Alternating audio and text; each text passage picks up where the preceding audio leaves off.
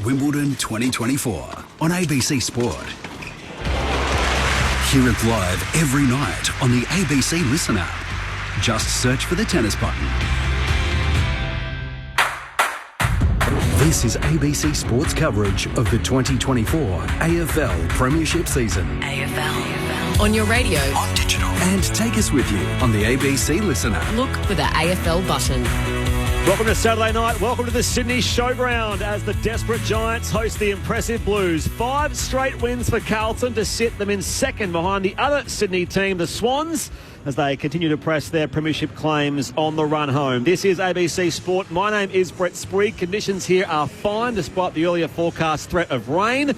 Daniel Garb will call the opening bounce very shortly. The subs for the respective sides, as Matt Clinch mentioned, James Peatling and Matt Owies. The Giants are debuting Joe Fonte, while the Blues are bolstered by the return of Tom De Koning and Matt Cottrell. We might just have enough time for an opening thought from our experts, premiership-winning Irishman Ty Kennelly and former Swan and Blue Jason Saddington. Welcome, lads. Yeah, great to be here. Yeah, it's cracking night in Sydney tonight, good night for football, and I'm looking forward to seeing how the Giants can bounce back. You know, it's been a disappointing 2 months, inconsistent and drop in form and not being able to play at the level that they played last year at this time of the year. Lost 6 of their past 8, the Giants. Yeah, well, they've just been inconsistent in games, I think, and Adam Kingsley's mentioned that throughout the week, and I think the players, when they've done media, have mentioned the same thing.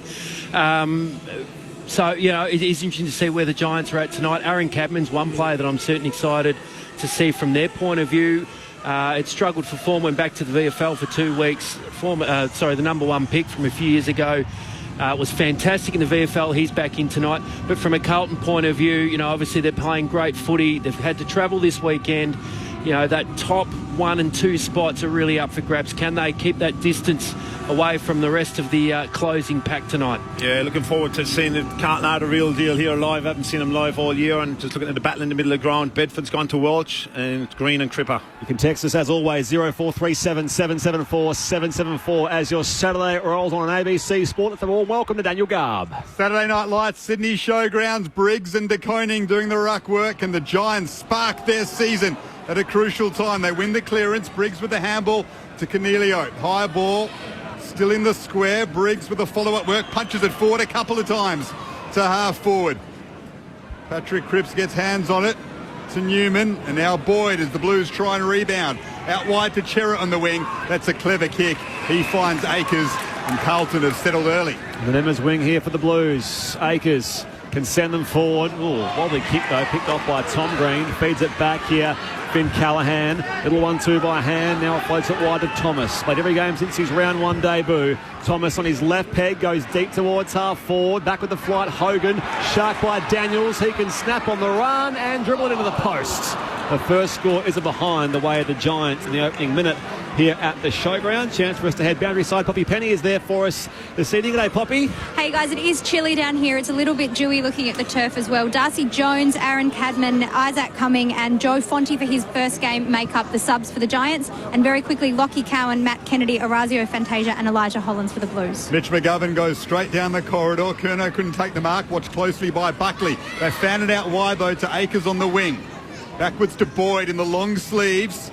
Has Walsh out in the lead, and he marks in front of Bedford, who has got that tagging job on the Carlton superstar. Big job too. Walsh last time really ripped the Giants apart, as did Cripps.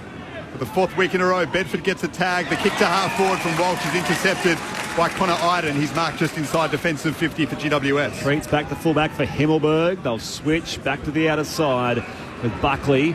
And can send them forward. The skipper, Toby Green, marks on the outer wing. Called to play on now. Wide at the former captain in Cal Ward. Recent 300 gamer. Comes inboard now for Cornelio. Wrapped up down there by Chincotta. Umpire says holding the ball. No worries there. Chincotta. It's the Blues back on the attack. Goes wide again. They can thrust their way forward inside 50. Mackay leaps up and marks. It was a neat entry out there from Newman. And Harry Mackay can mark 45 out slightly to the right. Yeah, big battle in the forward line, obviously, for the Giants defenders. And Mika Lear here, obviously, and Buckley against Curnow. It's going to be an enormous night, and hopefully some of the Giants defenders can help drop off. But poor decision from Callum Ward going forward. Easy turnover, great pressure. But if he had his moment back, use the ball a lot better than that, Callum does. Harry Mackay kicked 3-2 last time these sides met in round 6 at Docklands. He fires on goal here for the first major of the night. And Carlton have it. Through Harry Mackay. They're 1 straight 6. The Giants are 1 behind. 3 gone first. Term on ABC Sport, your experts are Jason Saddington and Ty Kennelly. And the Carlton forward line are so important for them tonight. I mean, you know, Mackay and Curnow, obviously two of the great forwards in the competition. With the Giants, without Sam Taylor playing, you know, if they need to be a chance tonight, they need their backline to hold up, and that's Buckley and Lecalier. You know, Lecalier on that instance just lost Mackay, had no body. It was an easy lead up for Mackay, but the Giants' defence, if they're going to be a chance tonight, they just have to hold their own and keep Curnow and Mackay semi-quiet. And the other bit, like we mentioned, I think very briefly, is the midfield battle. Yeah. Cripps and Walsh last time got a hold of the Giants. Can they even that out as well if the Giants are a chance? Carlton strike first at the Sydney Showgrounds. Plenty of Blues fans in attendance, as you can hear, making their presence felt. Briggs wins it clean out of the bounce, but it's well smothered. Bounces towards half-forward, though, for GWS. Clever tap back from the Daniels handball by Cornelio to Tom Green, and then Briggs is wrapped up, and the Blues can rebound. Collins, and now Cottrell sends Carlton deep into attack over the head of Curnow. Did it touch his fingertips? It's bounced through, but it did touch, just graze the fingernails perhaps of Charlie Curnow, and it is a behind. 1-1-7 Carlton, GWS just the solitary behinds. Just had a couple of opportunities to go forward. The Giants on a simple basic turnover. Slow count inside 50. Whitfield to a contest on the wing. Hogan stands strong to mark. Holds it for a moment. Takes some of the pace out of the game. The Giants marking this occasion as their welcome game, promoting inclusion and diversity, and they're wearing their Indigenous strip tonight. Finn Callaghan marks on the wing. Now loads up on his preferred left boot. High ball inside forward 50. Big pack forms. McGovern with the spoil in defence. Akers goes with Hogan. Coming the other way as well, Kemp. Daniels, though, plucks it clear for the Giants. Jones lurking. Wraps up Boyd. Umpire watchful says, give it to me for a ball up. 40 out from the Giants. Attacking goal. It's the Blues who lead by 6 points. 5 gone first quarter. It was almost too good a tackle. He needed to wait half a second more and he would have got him. Terrific tackle. De Koning with the tap. Tom Green sharks it. Picked up nicely, though, by Ollie Hollins. Quick handball to Akers. The Blues connects a defensive 50. It's turned over, though, by Akers. His left foot kick marked by Perryman on the wing, who's zoned off nicely. Got the fat side open here. The last couple of entries, they haven't gone there. They've just gone direct with their entries, the Giants. Perryman deep into attack. De Koning's underneath it, off hands. It might spill the way of Toby Green. Wiedering his first to it, though. His kick is high. Well done by Isaac, coming to read it and punch it back inside 50 for the Giants. Under pressure, the Blues. They get it to Cripps, though, and now they can rebound through McGovern. Comes a big talk down the corridor here for the Blues. Buckley back in defence. It's a 2-on-2. Slaps it away here for Lecalier. Receives a hand pass. It was wobbly, though. Curnow closed him down. Got the hand pass away, though. Buckley back to Alier. And the Giants cannot. Charge down, smothered by Cottrell. Comes back here for Curnow. He can snap from the pocket. Umpire paid the advantage. It was a Carlton free kick. He snapped and missed. So it's 1-8 the Blues. Giants 1 behind. 6.5 played first term. Poppy on the boundary. Tom De Koning's just come off the ground in the hands of the trainers. He's got a bit of a limp up. There's quite a lot of strapping on that right knee as well. And that's back in the side this week. Big concern without pitting it in the side as well, up against Briggs. As the Giants work it outside defensive 50 from the kick, and Carlton win the bang, though. Quick hands from Walsh to Akers. His kick is scrappy and gathered by Whitfield. With composure, exits defensive 50. Hogan just knocks it down and Darcy Jones rows it back into the side with the helmet on, snaps it towards half forward. Wiedering lets it bounce over. Hoped for a call of insufficient intent, wasn't given. We'll have a boundary throw in just forward of the wing for the Giants as Joe Fonzie comes onto the Showground Stadium for his AFL debut. Pick 44 in last year's draft, the West Australian halfback. Congratulations to him. Young lad from Claremont out west. He's got that sort of clean-cut golden triangle look as well. I reckon. Here's Tom Green. Tumbles it high inside forward 50, but sliding out Wiedering takes the intercept mark. What happened to yourself, Spriggy? In the left, not a golden triangle, but Rich Turner last week, he was here in Sydney, he's from that crowd, I reckon. Wiedering pumps it long beyond defensive 50. Buckley in the contest down there with Curnow. Rowed by Fonty, it's his first touch. Trickles out towards Buckley, goes the fen on Elijah Hollins, and now back from Tom Green. They can attack again through Isaac Cumming. He can send it long inside forward 50, skids out to the back there where it's been dropped by Kemp. Hogan on the loose football, spun on the tackle. Up though goes Daniels, he can't bring it down. Hot footy won away by Boyd for the Blues, and now it comes again wide back to Wiedering. Infield again back to Walsh, and now Kennedy, the former Giant. Kemp rides the bump, gets away to his skipper Cripps. He's collected down there by Cadman. Umpire lets them play, and it will be eventually a ball up between wing and a half forward, and the Giants attacking half. It's the Blues who lead by 7. Great pressure. Take a breath, you two. This is an electric start to a game of football. Brilliant. That's the Giants' pressure they've been seeking, but Carlton got out of it superbly, and they've won a free kick from the ball up to Cripps. Up to half forward to Curnow, punched away from him by Buckley. Well done, Charlie Curnow. Gathered it superbly on the second effort. And then a clean bowled Fonty down there, and the Blues have gathered it. Zach Williams, the former Giant, sends it to the top of the square, marked by Harry Mackay, and set through for his second of the night, and the second for the Blues. They are 2-2-14. The Giants one behind. For Ty Kennelly, Jason Saddington and ABC Sport. I reckon that all stems from the ability of the Blues to work through that Giants pressure at halfback. Absolutely, Garby. Yeah, it's been an electric sort of start game of football. It's been really hot. It's moving around very quickly. Carlton has just been able to absorb the pressure really well in that instance and get through with their hands, like you mentioned, Garby. And the worry for the Giants is, and probably the exciting thing for Carlton is Harry Mackay's off the chain a little bit early. He's got some space. He got out the back on Lekia that time. And they've just been a bit cleaner and probably a bit faster with their ball movement going inside 50 in his first few minutes, Carlton, to get some one-on-ones, whereas the Giants, when they've been going inside, it's been a bit more direct into contest. And they've turned the ball over a bit at a half-back as well. The Giants with Carlton have been very clean. It's to stand up because the pressure's been immense from the Giants. Harry Mackay, 2 goals in 10 minutes. Now in the ruck work as well in the middle. It's Coning off the ground. Giants win the clearance though. Cornelio goes inside forward 50, and it's marked at half forward by Toby Green. So he tumbles to ground 50 out. He's trying to set something up here. Kick the goal, Toby. Go on. I'll get the poppy downstairs shortly as Toby Green is having a think about the shot. He's at a weird sort of stage. Kicked 3 goals against the Crows last week. Of course, he's had sort of peaks and troughs, mostly troughs this year, you'd say. Yeah. I'll tell you what, Spriggy, you know all about it. He's just had a first child, yes. So it can upset your life a lot. I had forgotten that. Toby Green, a kick from 52. Lays into the set shot here, on its way, got the distance, it's straight as well. And the Giants do have their first. Carlton 2-2-14, Greater Western Sydney 1-1-7, 11 gone in this first term on ABC Sport. On the boundary, Poppy Penny. Yeah, Tom De Koning's just had a lot of strapping put on that right ankle. They already had quite a lot on it, but it's just been restrapped really heavily. But he's got the boot back on and he's going to try and come back out there.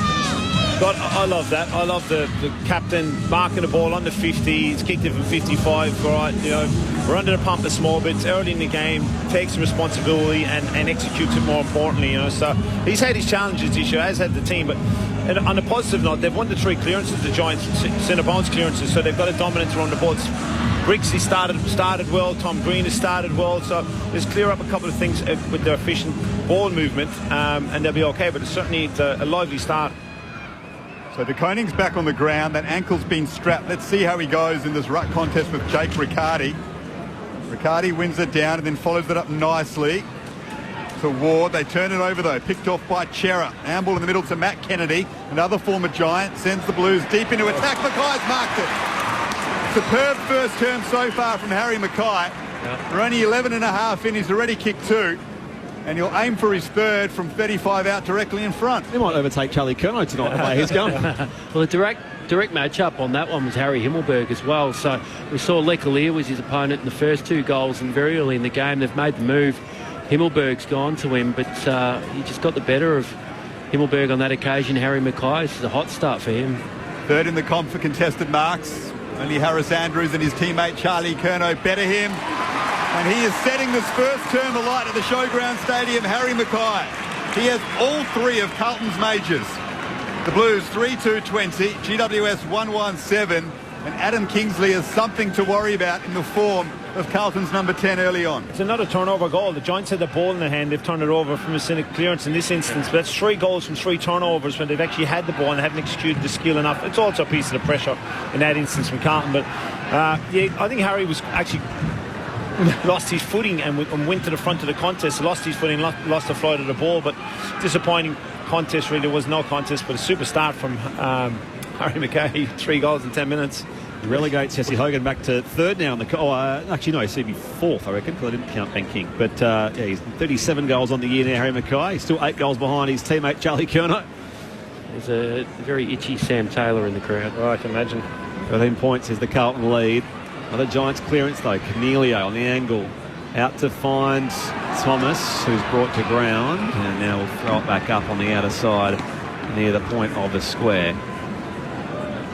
Well, this is the time around the contest, Tyke. You mentioned Giants won the clearances. Riccardi's in the ruck. This is the time you think Carlton will try to cash in or get around the ball. The backside of his teammate Daniels. Kennedy to Koning here. The Blues are away up the outer side. Intercepted by Joe Fonte at centre-half back on debut for the Giants. Well done, young man. His first big moment on debut. Goes wide to Connor Iden, but then gets it back Joe Fonte. So he'll just switch play here to half-back. He's in the team because Lockie Ash failed to get up from a caught calf. Over to Buckley, who kicks up to half-forward. Isaac Cumming just held on to that for long enough. And has marked it right half-forward. Giants attacking the right of your radio dial or ABC Listen app. Again, every entry's been slow and long with him, isn't it? Yep. Isaac Cumming sends the Giants into attack. It'll fall the way of Harvey Thomas. Just didn't hold on to it for long enough.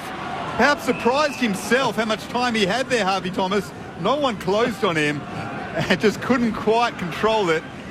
Players falling the football ball up inside 50 GWS. Up it goes, 40 out. The Koenig snatches out of the ruck now. Hurries his kick off the half-back line. Fonte gathers there for the Giants. Shows good pace away from Fantasia. Kicks inside forward 50. Cadman has spoiled away from him. At the drop, tries again. Cadman there to the front. Needs Daniels in support. Picked up by Wiedering. The Blues can tumble it clear. Kennedy back to Walsh, and he can work it up the line. It went over the top of Fantasia and over for a throw-in on the eastern wing here at the showground. 1-1-7 of the Giants, 3-2-20 Carlton, 15 gone first term. Earlier in Geelong, the Cats beat the Hawks by 51. Much earlier, it was North by 4 over Gold Coast and Port by 48 over the Bulldogs. Boundary throw-in. Outer wing, palmed down by Riccardi, gathered though by Sam Walsh. Coming out to meet it is Callaghan, didn't get his head over the football though and left it behind.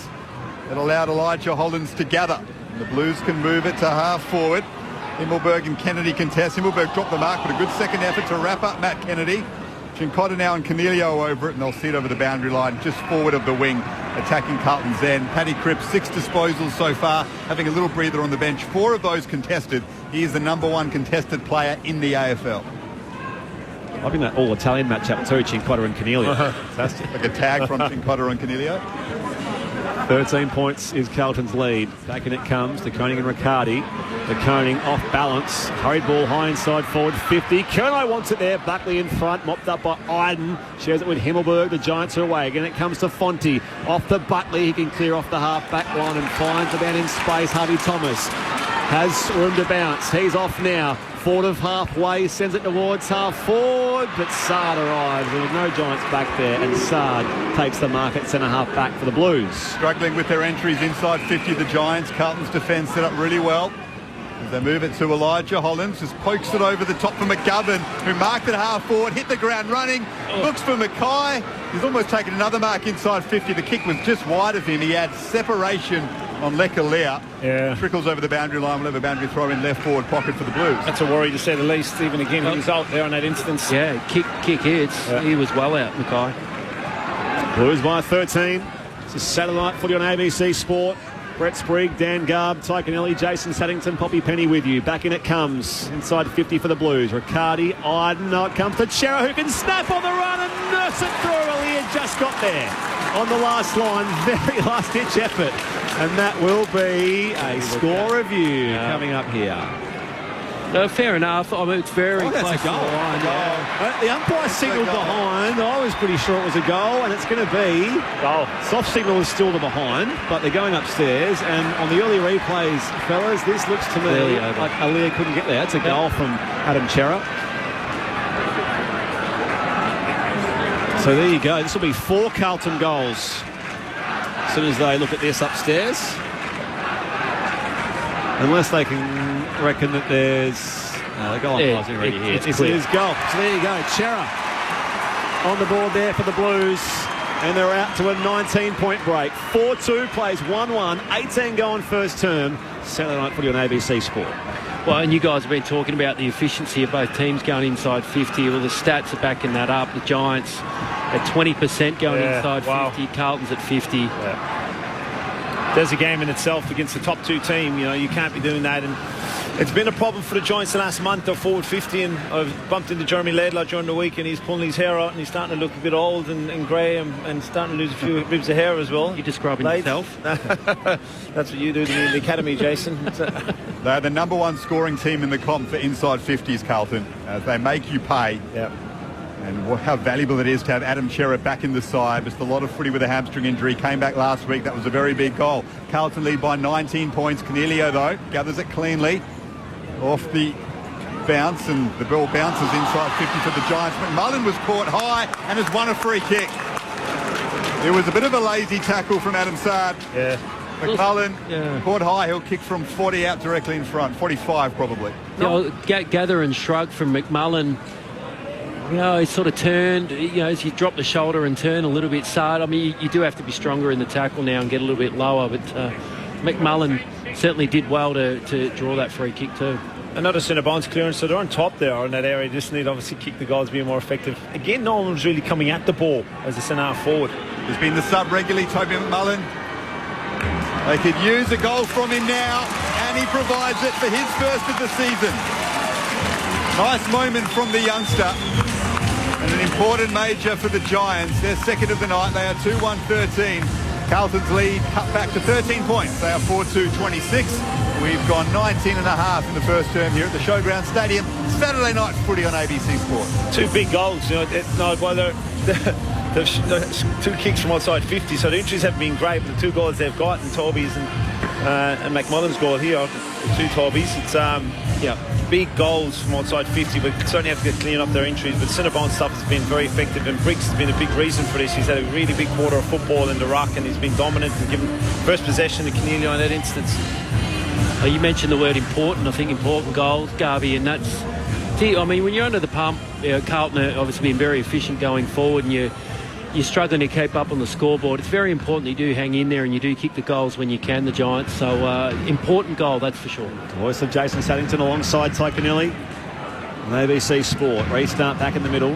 Wonky bounce. Tom Green takes on De Koning, and delayed whistle. Well, it's given a free kick. Away to Koning. So it's a block from Tom Green on De Koning. The ball actually landed on his hands, almost. He's outside the circle. The ball didn't actually... Because not as it didn't go inside the circle. The non-running. That's right. Boyd, it's intercepted here off half-back. Hand pass comes to Perryman. The Giants are away. Rebounding again. And Cadman comes up to mark 65 from goal. Who's back there? Toby Green surging back. He's got Newman for company. Second Black can't reel it in. Toby Thomas had it worked away through his legs. Darcy Jones goes to trumpet as well. Toby Green still lurking. Jones tries hard for the Giants. Kept alive up against the boundary line with Harvey Thomas. They pile in from all angles near the behind post, and the umpire will, I think, ball up inside just a few inches of ground inside the chalk. Seeing a replay of that centre. So the ball bounced outside. It actually came outside the big circle where Tom Green was, and he's went for the contest, so you're allowed to do that. Carlton by 13. Darcy Jones slides in again, and this time will ball it up deep at left full forward for GWS. Great defensive work from Nick Newman on Toby Green a moment ago, because the Giants were out there. Newman somehow halved that contest, and now Carlton have cleared defensive 50. Strong mark by Cottrell in front of Lockie Whitfield. Just inside the boundary line, right half back, just outside defensive 50 for the Blues. That just helps Carlton stabilise and send it now to half forward. Kerno's underneath it. Balekalia's in front of him. Off hands and gathered by Buckley. The 1-2 with Himmelberg. Back to Buckley. And now to half forward. De Koning's underneath it. Well done by Briggs to spoil. Gathered by Chera at the base of that contest. Back he goes, and they find Saad, who likes to tuck it under his arm and run. That's a short kick to Newman. Back edge of the square, the Blues, who lead by 13 points. Into time on now in the first term, 22 minutes. Newman will send it wide to Mitch McGovern. Giants back in numbers. McGovern forward to the wing, slows the play for a moment. Carlton by 13 points.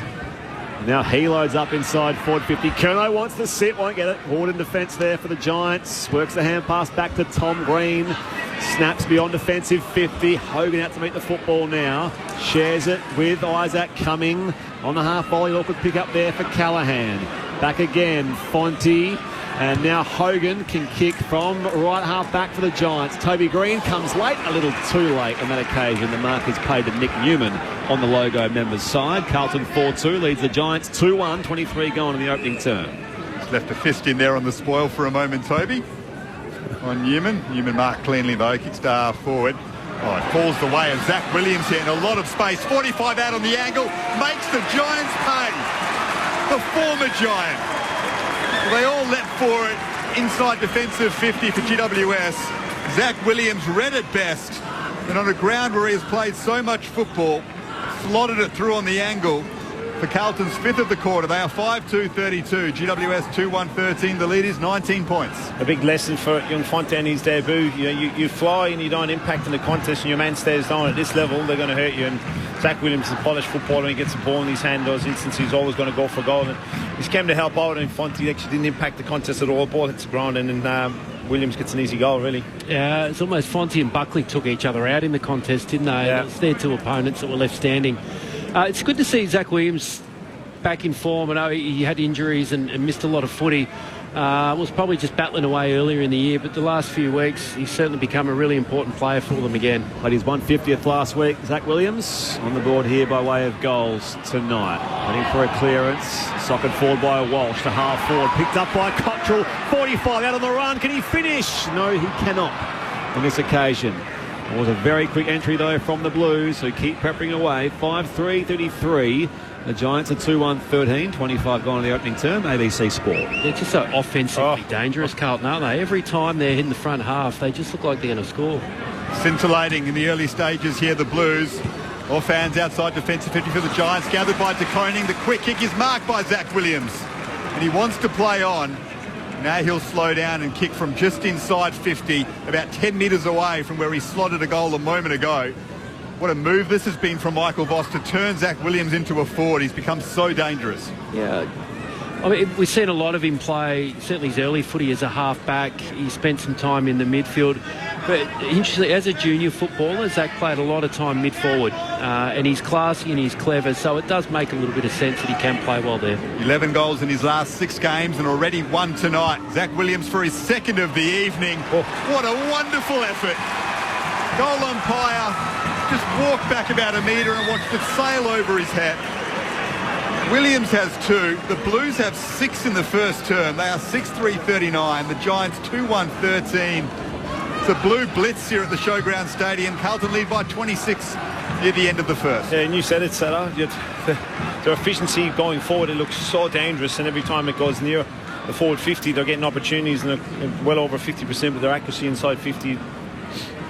It's just such an impressive start. I mean, to travel up, Giants' backs against the wall a little bit. They need to dig in, and Carlton have just come out, and so far they're blowing them away in this first quarter. And it's not because the Giants aren't playing well. They're trying to get some ball movement going. Carlton are just superb. They're defensively well set up. They're clean around the footy, and they're so efficient in the front half. Jason Staddington, Ty Cannelli on ABC Sport. Restart back in the middle. Briggs wins it down. Cripps though first, hands to it, shares it with Walsh, and they go forward of halfway, the Blues. Fonte drops one. Callahan gathers here off half back for the Giants. Points his kick towards half forward. Hogan judges it well in the contest with Kemp.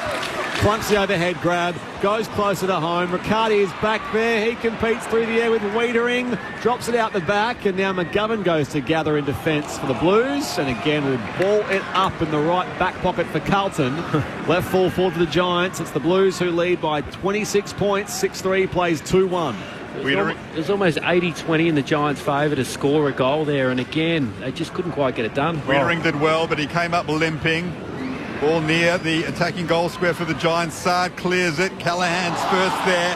That's a strong tackle on him by Zach Williams, fresh off kicking 2 goals in this term. Strong defensive effort, wraps up Callahan.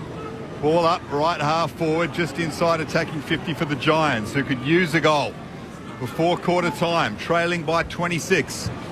It's taken cleanly, though, by Carlton out of that contest. Now Kennedy marks it on the wing. Clearances, 16-4 in favour of the Blues. Matt Kennedy wants to go corridor, does a 360, no one comes towards him, kicks inside 50. Mackay should have taken the mark, didn't. Falls to ground and will have a ball up. Shout for a free kick there on Mackay, wasn't paid. Ball up inside 50, directly in front of the goals. 45 out for the Blues. Did he shoot his eyes from the light tower there, Harry Mackay? I think it was something like that. Lost it in the lights. As Cummings is smart, that arrives back here for Kennedy of the Blues. Hot hand pass for Cripps. And now it's been socketed forward. But there is a high tackle in there on, I think, the Carlton skipper. One of those players in there. It's going to be a free kick going the way of Paddy Cripps. Daniels.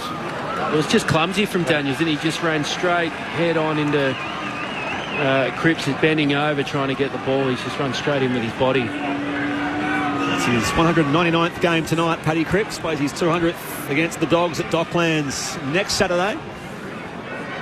This to extend their 26-point lead as we approach quarter time. What a hot quarter of footy here for the Blues. Patrick Cripps right back on the runway. Connects from 55 to the scoreboard and makes no mistake.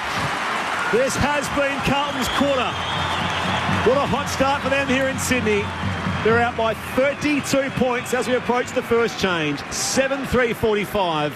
We'll go to Western Sydney 2-1-13. 29 played first term on ABC Sport. Your experts are Ty Canelli and Jason Saddington. I'll be putting someone behind the ball. You probably should have done it a couple of goals ago, but the efficiency of what they're doing going forward is elite. But the pressure's been great, the Giants. And then when you look at the scoreboard coming in a quarter time, you're going, what can we do? Well, you're right, maybe play behind the ball, but it's also, do you need a forward up around the ball? I know centre bounce, you mentioned that the Giants have been good centre bounce, but every other clearance around the ground now. I mean, Carlton's 17-4 in terms of clearances, and then just winning their one-on-ones inside 50. Carlton by 32 points, approaching the 30-minute mark of the first term, and it's won by Cripps once more. The handball to De Koning. He has a bounce, the big ruckman goes short. That's surely not 15. The kick from Fantasia, who copped a heavy hit. Downfield. It'll be downfield. Williams thought about playing on. Umpire says you can take it back, and this will be another goal for Carlton. I think it's Daniels again, the second one. They're deciding who's going to take it. It will be Zach Williams for his third of the term. Fantasia was hit high as he disposed of the football. And this has become a disastrous first term for the Giants and a scintillating one for Carlton. And is Zach Williams going to take the kick too? You say this will be his third? Yeah. Yep. The former Giant punishing his old team on their own patch. Zach Williams has 3 first-quarter goals. Carlton out to a 38-point lead, 8-3-51. The Giants 2-1-13. So much of tonight was made about GWS and their response. And Carlton have just reminded everyone of their premiership credentials early. Yeah, it's so sharp. I'm just looking at Whitfield now going out to the midfield group to actually ask him to lift.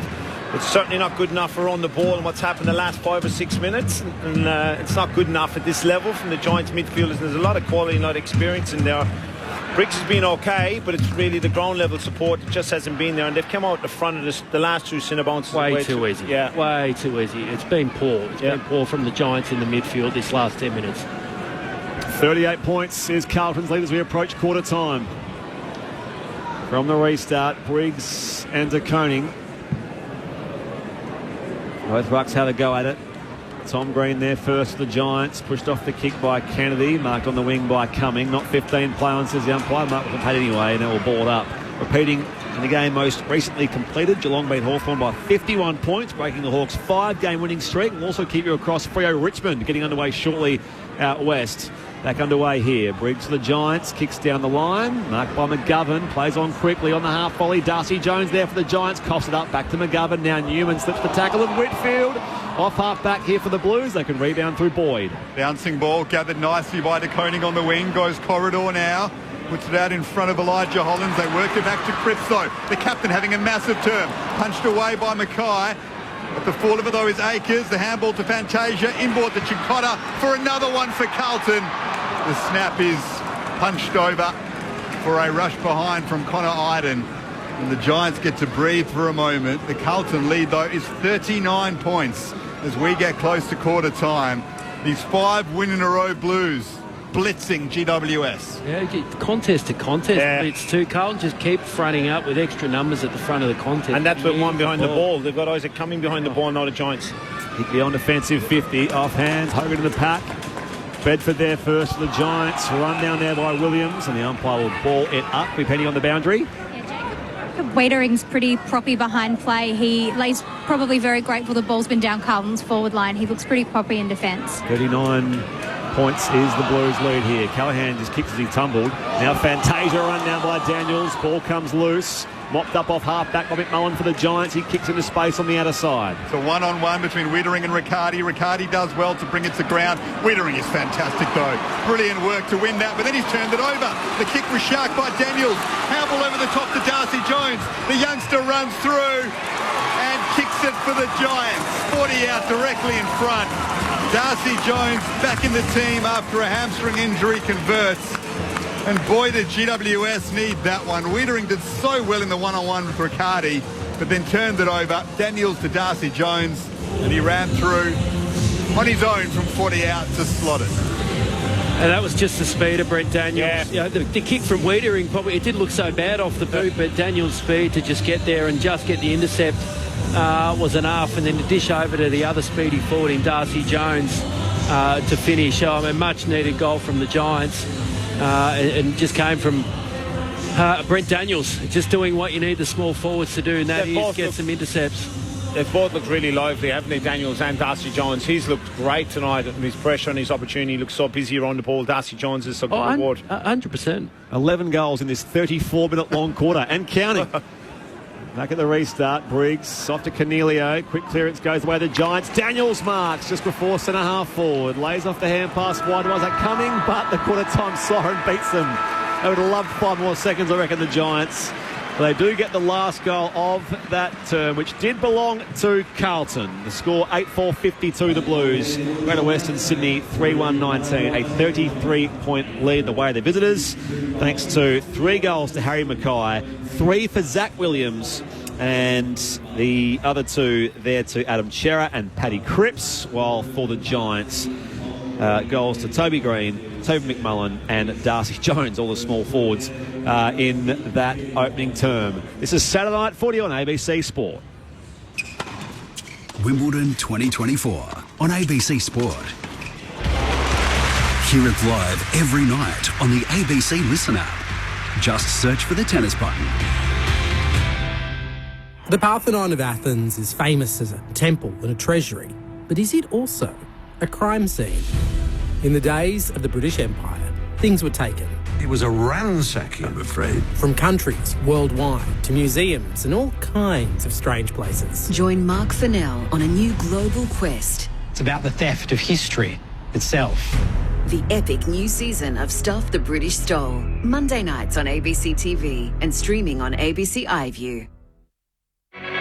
This is ABC Sports coverage of the 2024 AFL season. Every match on the ABC Listen app. Look for the AFL button. Harry Mackay kicked 3 goals 2 last time these sides met in round 6 at Docklands. He fires on goal here for the first major of the night, and Carlton have it. Take a breath, you two. This is an electric start to a game of football. Brilliant. The Blues have gathered it. Zach Williams, the former Giant, sends it to the top of the square, marked by Harry Mackay, and sent through for his second of the night, and the second for the Blues. Chera, handball in the middle to Matt Kennedy, another former Giant, sends the Blues deep into attack. Mackay's marked it. Superb first term so far from Harry Mackay. Third in the comp for contested marks. Only Harris Andrews and his teammate Charlie Curnow better him. And he is setting this first term alight at the Showground Stadium, Harry Mackay. Newman Mark cleanly though, star forward. Oh, it falls the way of Zach Williams here in a lot of space. 45 out on the angle, makes the Giants pay. Zach Williams for his second of the evening. Oh, what a wonderful effort. Goal umpire just walked back about a metre and watched it sail over his head. Patrick Cripps connects from 55 to the scoreboard and makes no mistake. This has been Carlton's quarter. What a hot start for them here in Sydney. Wittering is fantastic though. Brilliant work to win that, but then he's turned it over. The kick was sharked by Daniels. Handball over the top to Darcy Jones. The youngster runs through and kicks it for the Giants. And boy, the GWS need that one. The 2024 AFL Premiership season. On your radio. ABC Sport Digital. And on the ABC Listen app. 11 goals in that opening term here at the Sydney Showground. Carlton leads the Giants by 33 points. You're with Brett Sprigg, Daniel Garb, Ty Kennelly, Jason Saddington and Poppy Penny. Your text welcome 0437 774 774. We'll keep you across Freo Richmond getting underway in a matter of moments. Earlier wins to Geelong over Hawthorn, Port over the Bulldogs and North over Gold Coast in a tight one at Docklands. Thanks team for another excellent call of footy tonight from Kylie and Daysdale. Mikey from Bendigo has been traversing the codes on the ABC Listen app, I'm pretty sure, and he heard me on the NRL earlier. And I did call the earlier NRL game at Stadium Australia just over the way here, and we had Golden Point, Tig and Sato, so my voice may yet give out between now and maybe three-quarter time based on the extra rugby league I had to call with that exciting finish, Canterbury and the Warriors. Anyway, thank you, Mikey, for accompanying us across the day. Good. Got a fan, you got a stalker. This first quarter hasn't helped you either. It's been frantic. Tell us all about it, because Carlton have the lead here by 33 points. Oh, we're asking for entertainment. Carlton with a real deal and asking for entertainment. Whoa. Holy God. That was electric. And the first 10-15 minutes, it was like a finals game. The heat on the ball, the Giants putting the pressure on, the Carlton had the pressure. They were handling it. They were very clean. Carlton was very impressed with the way they handled the pressure from the Giants.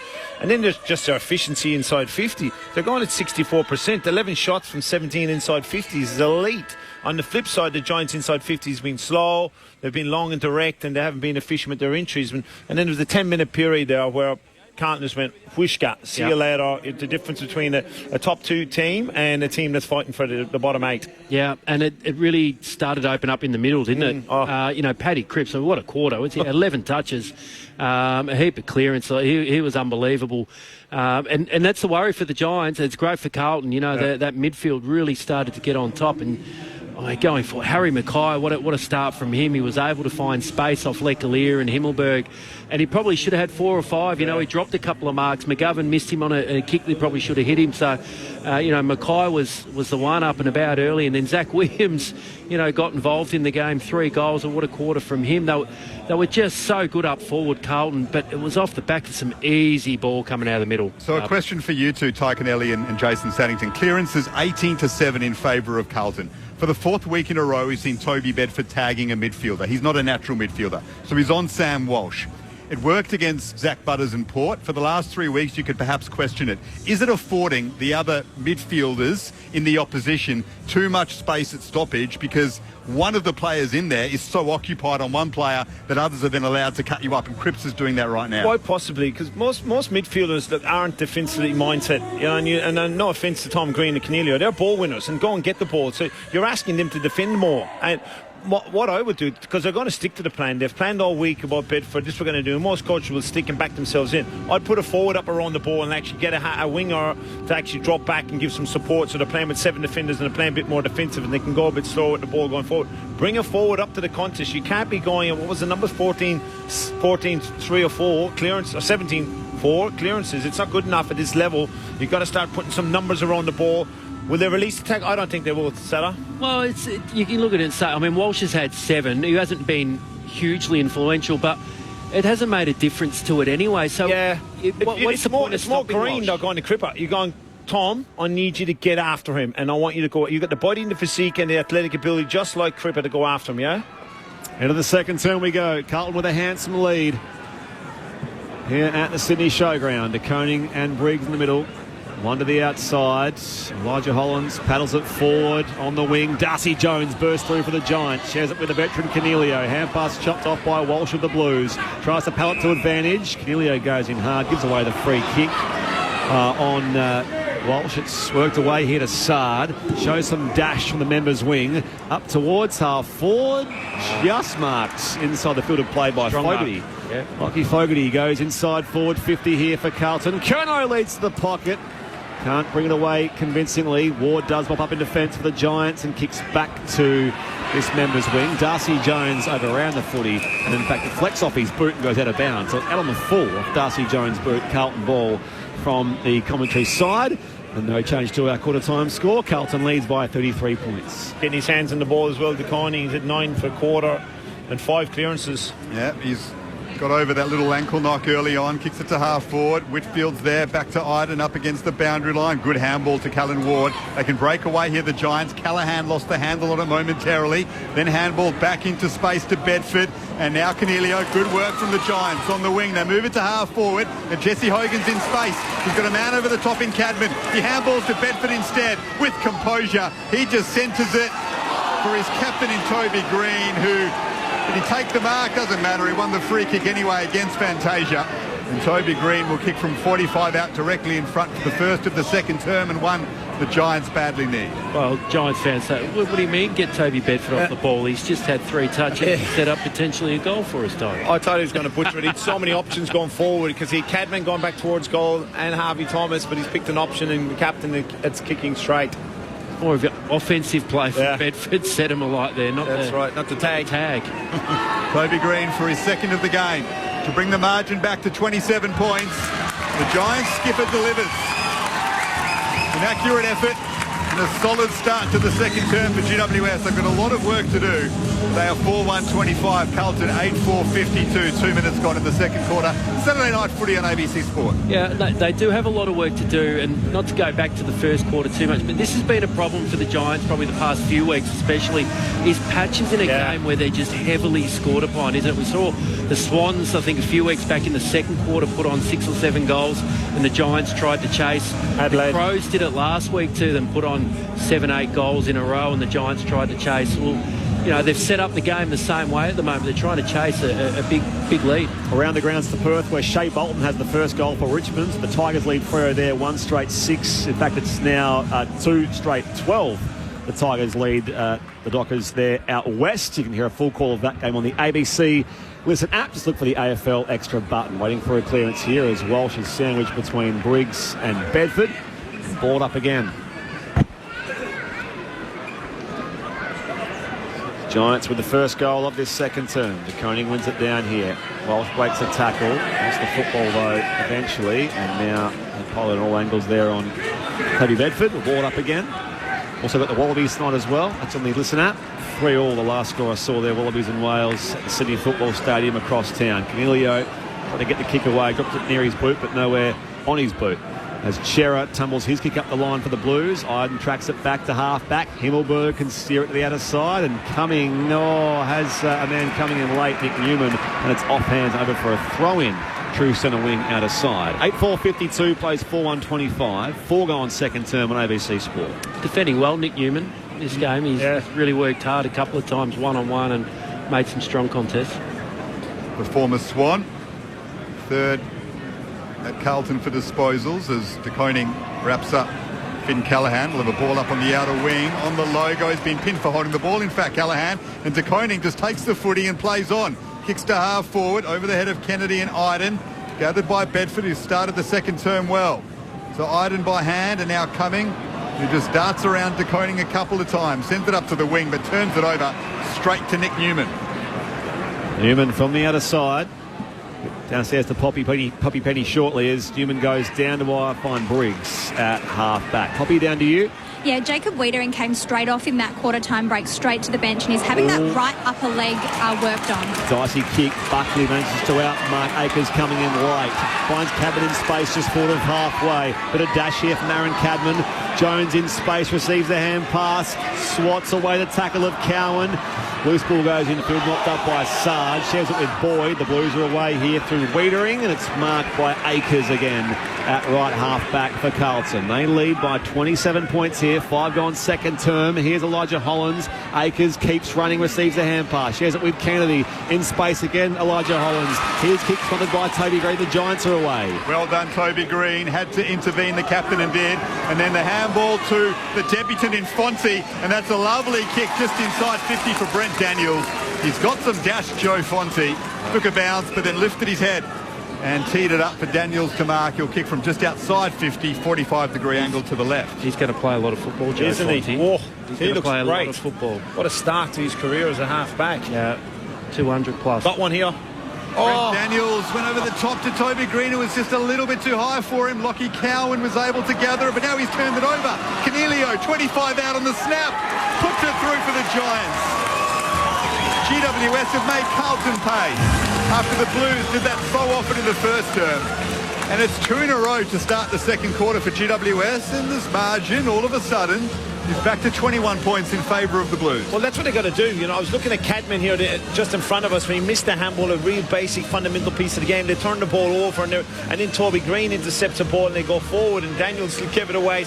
But they turned it over again, and Canelio, when you get your opportunity against a team like this, you have to take them, and you've got to be really efficient from here on in with your opportunities to get really close to an opposition team that can turn it on very quickly.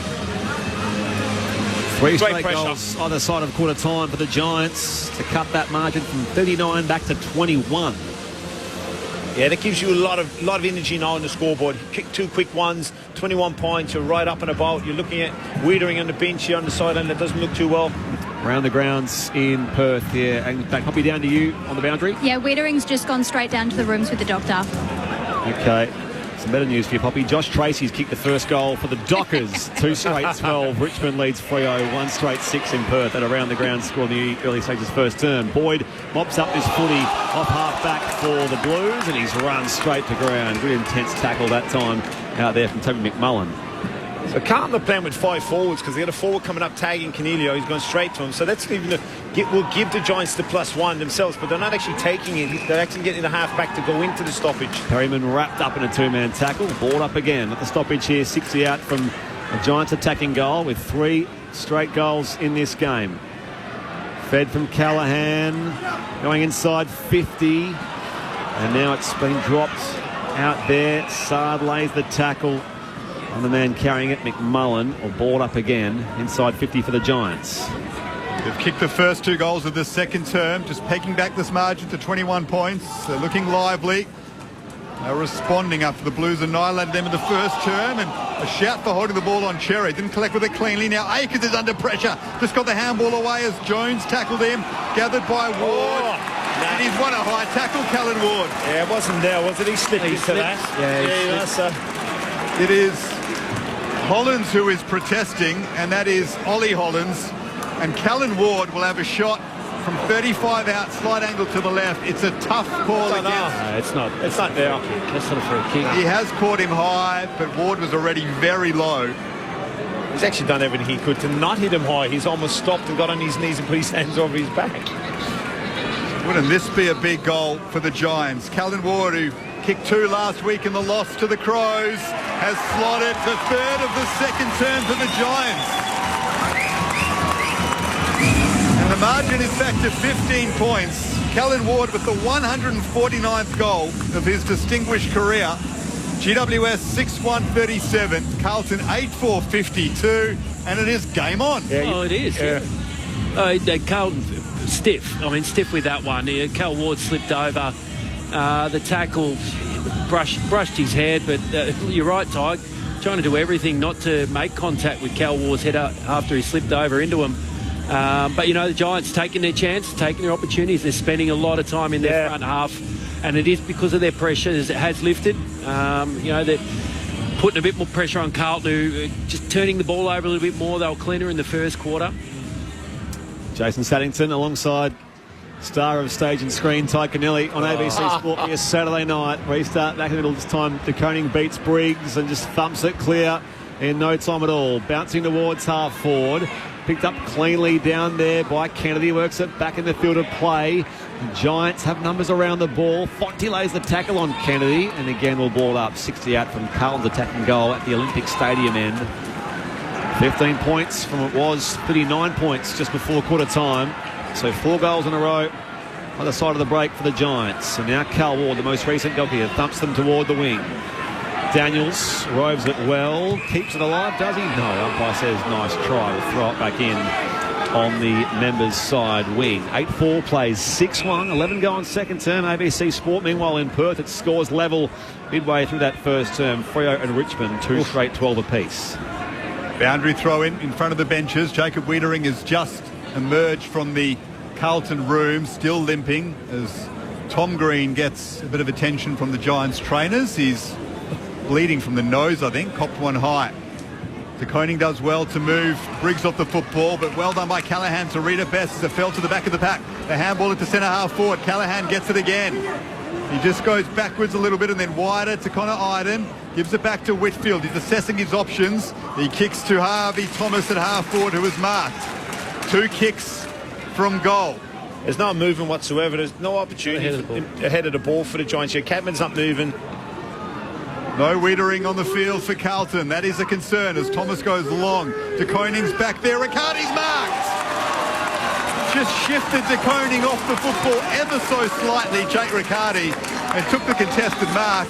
He'll kick from 20 out, an angle to the right for the 4th straight goal of the second term for GWS. Watch Briggs in this contest actually 100%. block out. It was brilliant, you know. What would we know as coaches up here telling him not to lead? It's a lovely little block in McCoy.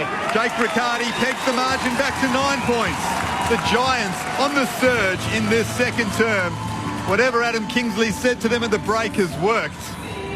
And they are well and truly back into this game after the Blues had a massive quarter-time lead. What I love to see, and Vossi's done it now, to put McCoy back at centre half back as a key defender now, to try to change the momentum of the game from them, which the Giants didn't do, to try and stem that flow of goals against. And in that instance, it didn't work. It was a lovely block from Briggs, which allowed Riccardi a nice block. But they're certainly in the game now, and it's off the back of pressure again. And even like their efficiency now going inside 50, they've jumped up. They're 36%. It was at 21% at quarter time. They've just been a lot better with their boys, or their forwards trying to get separation. You mentioned Briggs really helped in that instance, pushing forward. So back to 9 points that margin. Strong by Riccardi. Back in the ruck, tries to follow up his own handiwork there, wrapped up down there by Kennedy, down to Poppy Benny on the boundary. Jacob Wiedering has a confirmed corky. He's just on the exercise bike trying to work through that at the moment, and they're still trying to stem the flow of blood from Tom Green's nose at the moment. Paddy Cripps, meanwhile, clears for the Blues, high inside 50. Alier spills intercept mark, onto it there. Out there was Zach Williams, but it's the Giants with numbers in defence. Cumming can thump it clear. Back towards that southeastern outer wing where Hogan takes a strong chest mark. Giants have kicked 4 goals in a row in this second term after trailing by 33 points at quarter time. They go inboard to Callaghan, who switches it to Iden, and they've got numbers on the wing. He goes to Riccardi, who kicked the last. Wanted to give the handball to Ward. Now will choose to kick with Ward sitting just outside 50, left half forward. There's a couple of options. One of them's Darcy Jones in the pocket. Get in there, Riccardi. Now Ward ignores that. Instead, we'll switch it to Jack Buckley, who is 60 out at centre half forward. And now just guides one. It's a scrappy kick, bounces in front of Bedford. It's punched away from him, all the way back to Ward now. Carlton has almost every player back in defensive 50. The 1-2 between Riccardi and Whitfield. And now to Harry Himmelberg. It gets around Charlie Curnow, who's been quiet so far, and kicks the Giants deep into attack. Hogan marks! Play on. Oh, how did he not play that? How umpire?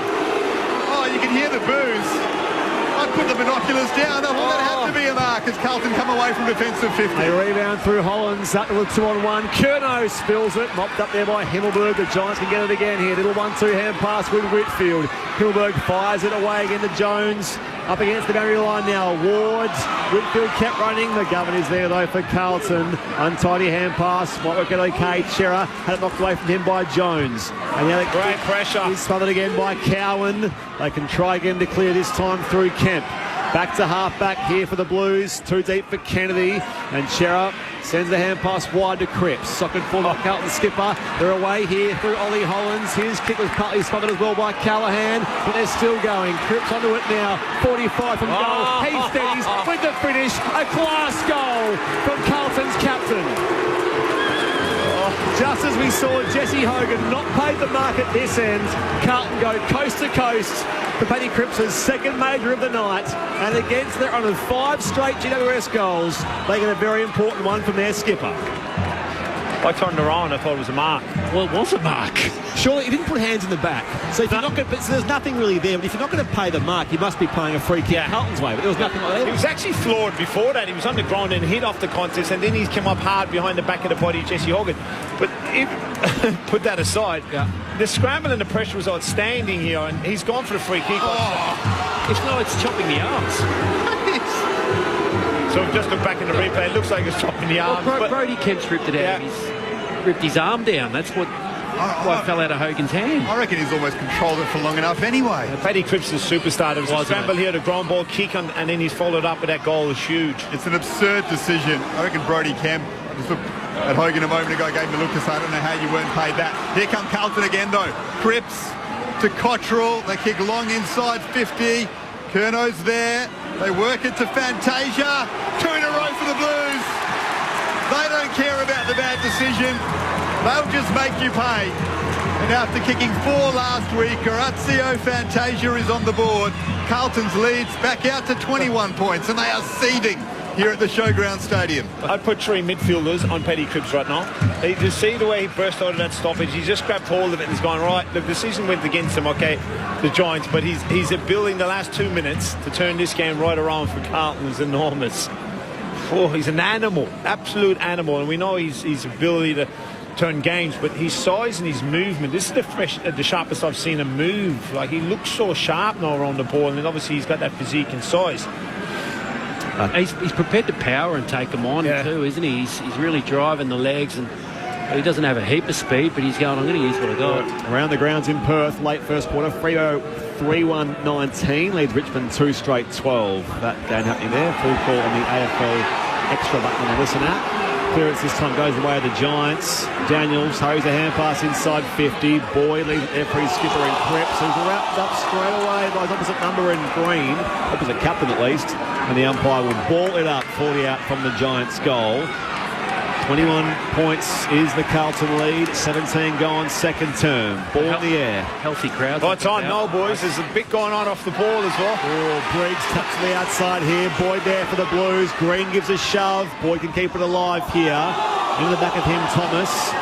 And Tom Green kicks over the top here. It's out of bounds on the full again. So Nick Ewan gets the footy back here for a Carlton ball in the right back pocket. 18 going second term. Saturday night footy on ABC Sport. Tom Green's got to come off for the blood rule here. The umpires just called him to go off. He was on the mark.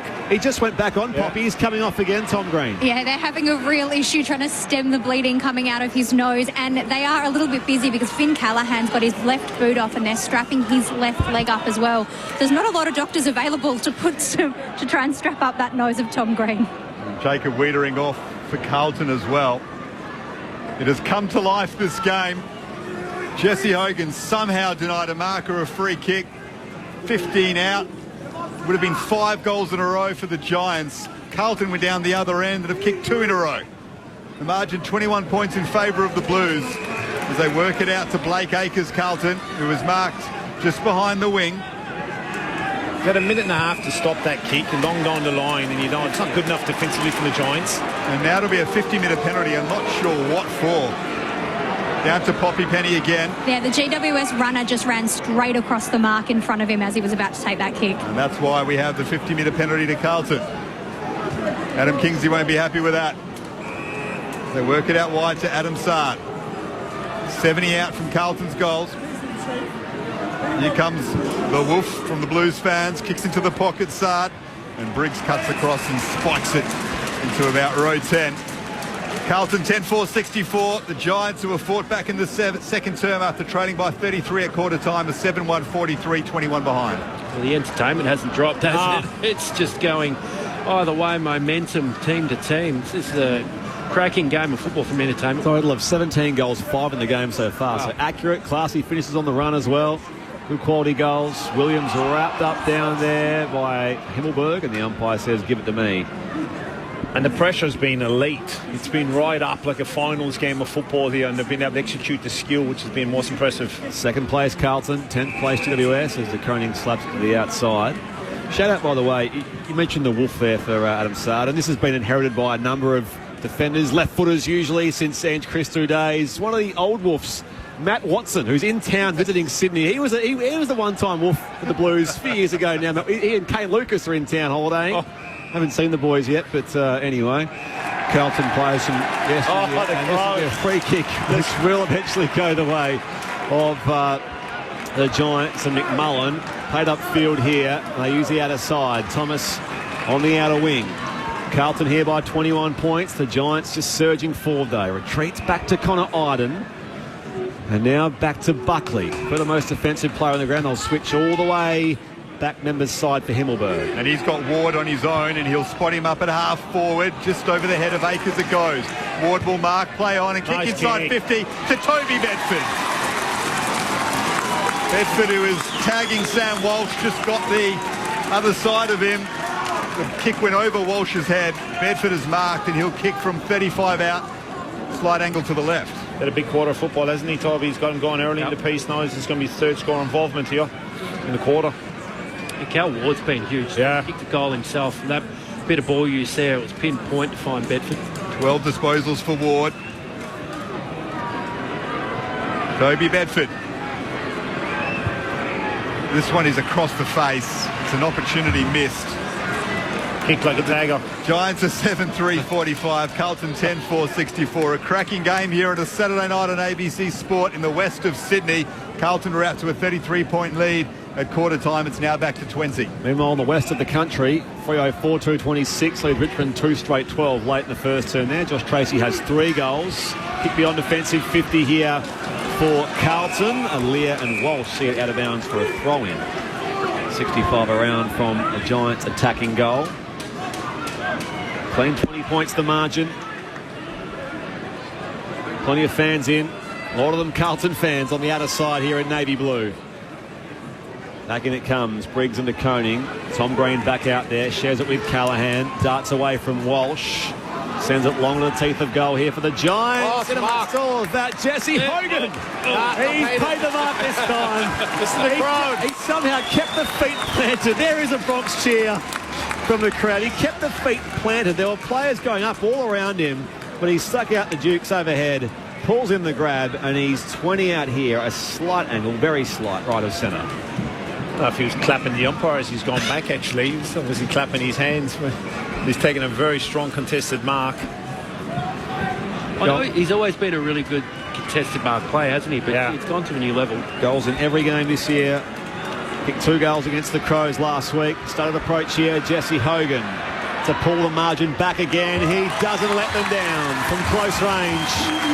It's 14 points the Carlton lead with the Giants. Keep finding their rhythm here in this second term at the showground. 10-4-64 the Blues. The Giants are 8-2-50. 23 go on second term on ABC Sport. Your experts are Jason Saddington and Ty Kennelly. Impressive quarter from the Giants. You know, the first quarter they really got run over in the sort of the back half of that first quarter. They're well out of it, but gee, they fought back well, and even that non-Hogan paid, non-paid mark earlier, and then Carlton went bang bang. They've kept their heads. Yeah. They've kept their heads, and they've surged again. To be 14 points down, obviously still plenty to play in this quarter too, with 6 minutes left.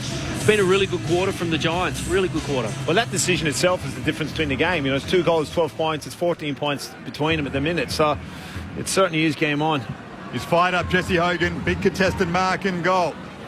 It's been a big quarter from the Giants as Bedford falls on Cripps. It's gathered by Tom Green. Handball over the top to Cornelio. He goes to centre half forward. Well won by Brent Daniels. He's having a quarter as well. Kicks deep into the pocket. Blues underneath it. Well watched and marked by Kemp deep in defence. They needed to just settle things down a bit, the Blues, and Kemp has done that with the grab. Oh, short kick. Just finds the target out there in Ollie Hollins. Now beyond defensive 50. Iden makes the contest. Down there in the loose football on the outer side. Williams lays the tackle on the ball carrier. Perryman, of course, former teammates at the Giants. Plenty of word that Harry Perryman could move on next year to a club like Hawthorn, offering a good deal. A few clubs talking about him. Cripps here for the Blues. To Walsh, and now to Koning reaching for it. They were hot footy on the outer wing. Canelio off to Briggs, his kick smothered. Lands here for Elijah Hollands, trying to pluck it clear again. Canelio, Hollands couldn't clear it. The umpire knew that. Oh, he just says holding the ball. Almost been in holding the ball. Now pays play on, and now it's Whitfield. Comes wide to Fonte. Sard chasing him. Fonte kicks out to Fine, coming on the wing. Not 15. Play on. He evades Sard in turn. Off balance. On the bounce now for Jones. Back to Fonte. He can book around Cottrell. Hand pass back here again to Thomas. He snaps towards goal, but down there Green is outnumbered and it's forced through for a throw-in alongside the left behind post. Deep in attack for the Giants, who trail by 14 points. It's Carlton 10-4-64. Greater Western Sydney 8-2-50. 26 gone second term. How good's Fonte? He's looking to take the game on. His forward handball in that instance. He probably kicked it, but yeah, it's great, isn't it? Yeah. He's prepared to take it on. Yeah. He's not intimidated out there at all in his debut game. Smoking Joe. Yeah. Off half back for the Giants. Cuppa Joe. What a first game he's having so far. Replaced Lockie Ashew as the court calf, and he is providing just as much dash as Ash. Oh. 9 disposals on debut so far. Yes, go. Boundary thrown inside 50 for GWS. Walsh is caught. Is that holding the ball? Gone, isn't it? The high tackle. It's gone the way of the Giants anyway. They've won a free kick inside 50, and it's Toby Bedford, that man again, who we spoke about at quarter time. The tagger on Walsh, who is having a big impact. He missed a shot from this exact spot about 5 minutes ago. He's got a chance to make amends and bring it back to 8 points. It's against Harry Mackay. Yeah, he's had a terrific quarter. Yeah. Terrific quarter. He's really generated that midfield, hasn't he? Plenty of run, plenty of dash. He's tagged Zach Butters, Chad Warner, Jordan Dawson, and now Sam Walsh in the last 4 weeks. Can he kick a goal against the Blues superstar? Yes, Toby Bedford can. A superb second term from the Giants. The 33-point quarter-time margin pegged back to just 8. GWS 9-2-56. Carlton 10-4-64. 27 minutes gone in the second term.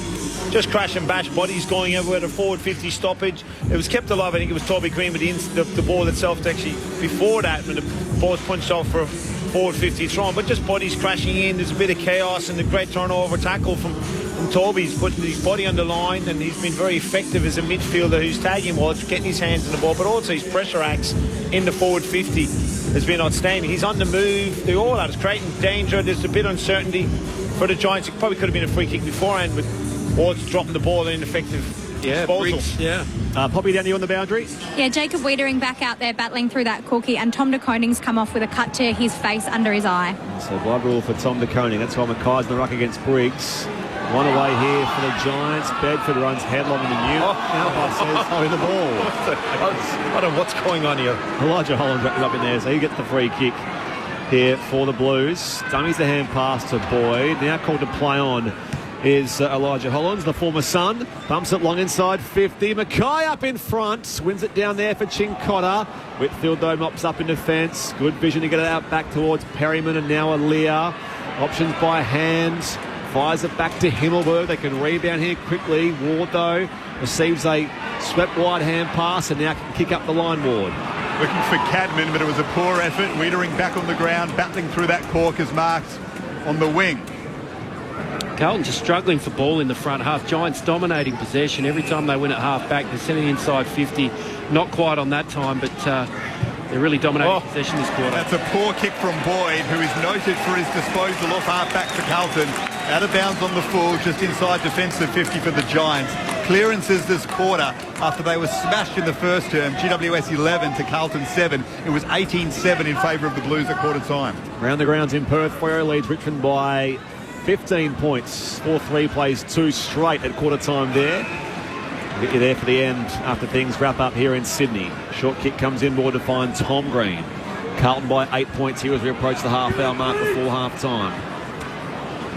Tom Green kicks for distance up the members' side. Kemp Mackay spot each other. there for the Blues. Blocked up by Bedford, and now Daniels to Perryman. On the angle, kick again wide for Callahan. Can the Giants go inside 50? Oh, played on around Ollie Hollins. Had pressure coming late. There is Fonte off half forward. Goes inside 50. Well waited to kick there towards Toby Green, but Cherry was in defence. Now Hogan burst through a pack. He can't get a clean possession away either. The umpire will ball it up. 30 out for the Giants attacking goal. It's Carlton who lead by 8. Could have been a free kick to Green, could it? Fonte again gone inside 50. It sounded like a broken record, Joe Fonte, but the poise again. Briggs palms it down. Good work by Daniels to win it. Held onto the footy. Back to Tom Green. Now Bedford. Back to Tom Green. They try work it out wide. Good pressure, Carlton. The strong tackle from Lockie Cowan. They're still inside defensive 50 and under pressure, the Blues. They work it out to Kemp and his handball misses. Matthew Kennedy will have a boundary throw in just outside attacking 50 for the Giants, who trailed by 8 points late in the second term after they trailed by 33 at quarter time. Pressure, front half tackles has been elite this quarter, playing front half football, and it helps your defenders who are down a key defender in Taylor. Umpire heaves it back in. Briggs and DeConing in the ruck. Comes down to Callahan here on the neat entry for the Giants towards a 2-on-2. Reaching at the back. Hogan again. Second bite. Reels it in. Strong pack grab. 20 out directly in front.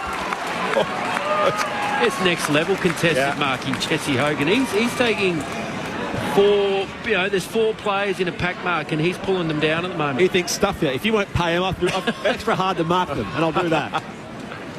I'd be getting Cadman away from him because his Cadman's opponents can be getting in the way of Vince Weeder, and he's actually almost in that spoiling contest itself. But it might be working too because he's in the contest itself with more numbers. Jesse Hogan lining up here for his second. No angle to speak of here. Slots it through from 20 out. And closes the gap back to a 2-point ball game as we approach half-time. It was as much as 39 points late in the opening term.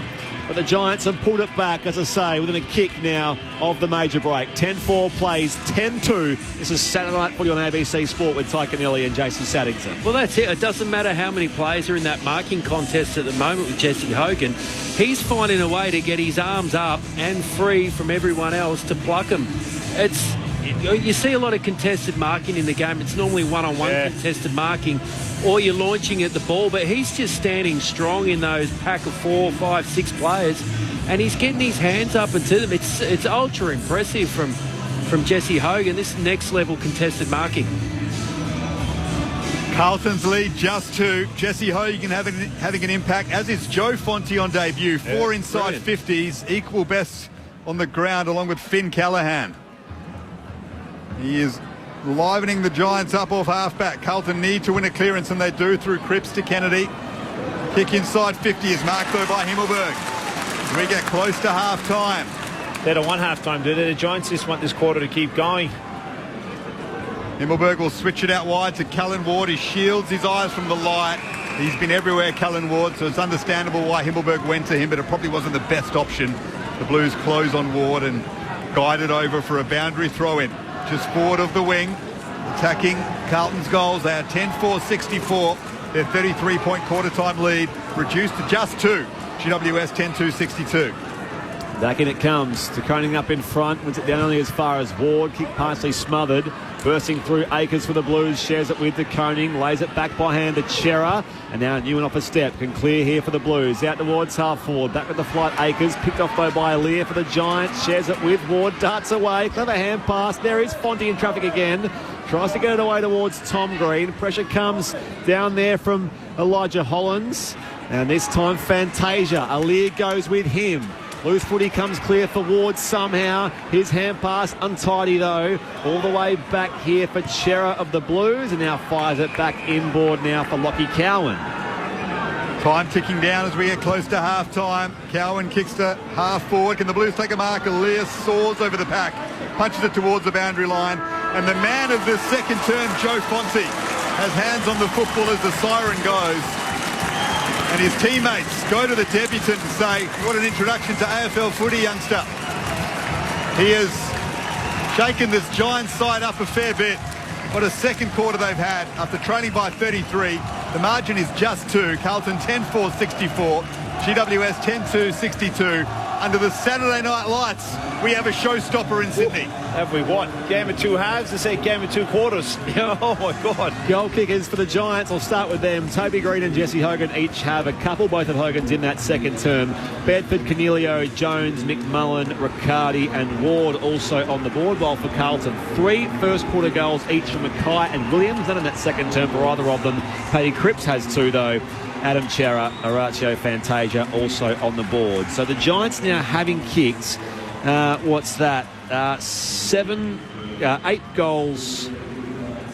goals to 2 since that stage late in the first term, which the Giants trailed by 39. It is just 2 points at the major break. And your experts are Ty Connelly and Jason Saddington. Oof, who would have thought? Great response. If you're ever going to get a response from a team that were blown away in the first quarter, you've got to give a lot of credit to the coaches, but also obviously the players. The coaches got hold of them at quarter time and made a few, I suppose, communicated clearly what the demands were from the football club, and the players executed it. But a lot of it was off the back of the pressure and playing front half football, which is the way the Giants want to play the football. But it has to come off the police around winning the contest in the middle of the ground to get the ball in the front half, and then their efficiency was a lot better in their front 50 of the game, and that bloke Jesse Hogan off the back of Bedford, Ward and Finn Callahan, and then obviously Troy Fonte in his debut. Those 4 players had huge impacts in that quarter of football for the Giants. Yeah, in the first quarter it was Carlton, it was the mids, and then going inside 50 they were so efficient. Mackay and Williams were cashing in. Well, that quarter Giants were winning the ball from the middle and sending it forward, so any Carlton forward had zero influence that quarter because they just weren't getting the ball up in their front half. And for the Giants it was Hogan that started to cash in. And Toby Bedford through the midfield, like you mentioned, who's tagging Walsh, but it was his offensive play in that quarter that really got him going.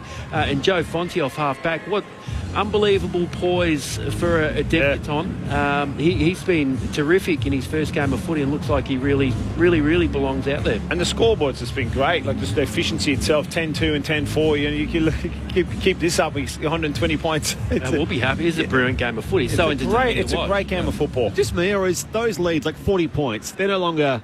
back in the day it was like teams up by 7 or 8 goals, like that's game done. We're seeing teams now, the Swans can kick 5 goals in a hurry, the Pies do it all the time. 39 points is usually game over. They've come back and it's game on again. Well, the game's a lot more offensive now, and in the past obviously with the 6-6 rule at centre bounces you could put an extra player or 2 behind the ball to slow it up. You can't do that, so the rule change itself is allowing teams with momentum to actually keep going with the momentum, but you don't see teams enough for mine putting 1 or 2 back behind the ball in general play to try and stop the flow, because neither of them. They tried it a bit there with Mackay and Kerno late in the game, late in the quarter, Carlton, but it didn't really work. So it is very hard to shift momentum, I get that, but you've also got to practice it and prepare as if you're going to have momentum against you, because when it's going, it just keeps going. You're playing in that flow, and that's often what happens when you're with the momentum of the game. A few numbers to half-time. So Callan Ward, the evergreen veteran of the Giants, the game's record holder, the inaugural skipper, 17 disposals. He was fantastic on the wing in that second term. Tom Green was 16 despite battling a bloody nose, went off a couple of times. Finn Callahan had an ankle that was troubling him, but he's had 13 disposals and 4 inside 50s, 5 score involvements. So the boom youngster of the Giants is having a nice game.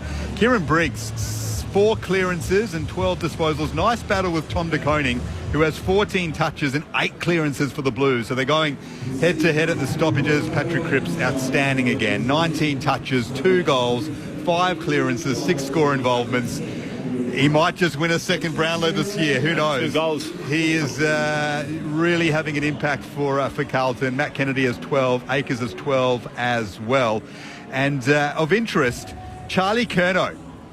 2 touches, just the 1 contested possession, no mark, and just the 1 behind. So they're doing a really good job, Jack Buckley in particular, on keeping Charlie Kerno out of this game completely so far. It's not just out of the game in terms of, beating him. He's actually keeping him out of the game. Charlie Kerno hasn't even been involved in ball movement. You haven't seen the ball go through Charlie Kerno. He's doing a fantastic job of keeping him out of position and nowhere near the footy. The voice of Jason Saddington alongside Ty Connelly on ABC Sport on your Saturday night. You can keep your text coming, 0437 774 774 on our way to ABC News. Rob, thank you for your texts on the subject of the umpiring.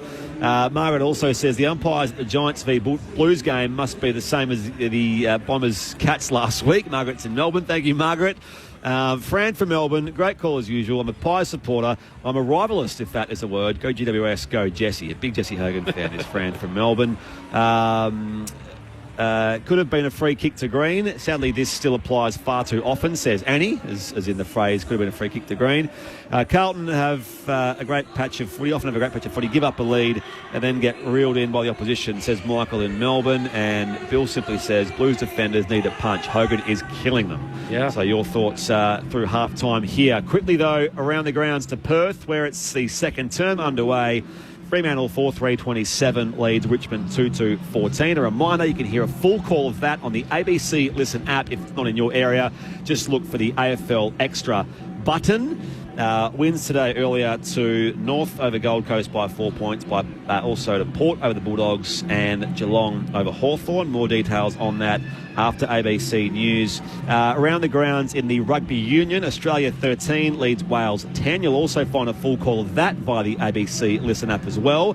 As you will, the tennis, Wimbledon, where there is some breaking news of about an hour or so ago. Alex de Minaur had his third-round opponent, Lucas Pouille, the Frenchman, it's a walkover. So he didn't front up for that game due to injury. So Alex de Minaur through the round of 16, which will be about Monday night, I think, by my reckoning, against an opponent, TBD. So the 9th seed Alex de Minaur at Wimbledon into the fourth round, the round of 16, off the back of a walkover against Lucas Pouille of France. That's the situation everywhere else. Here it is, Carlton by 2 points over the Giants at half-time. 10-4-64 plays 10-62. More from us coming up shortly. But right now, time for us to head to the ABC newsroom.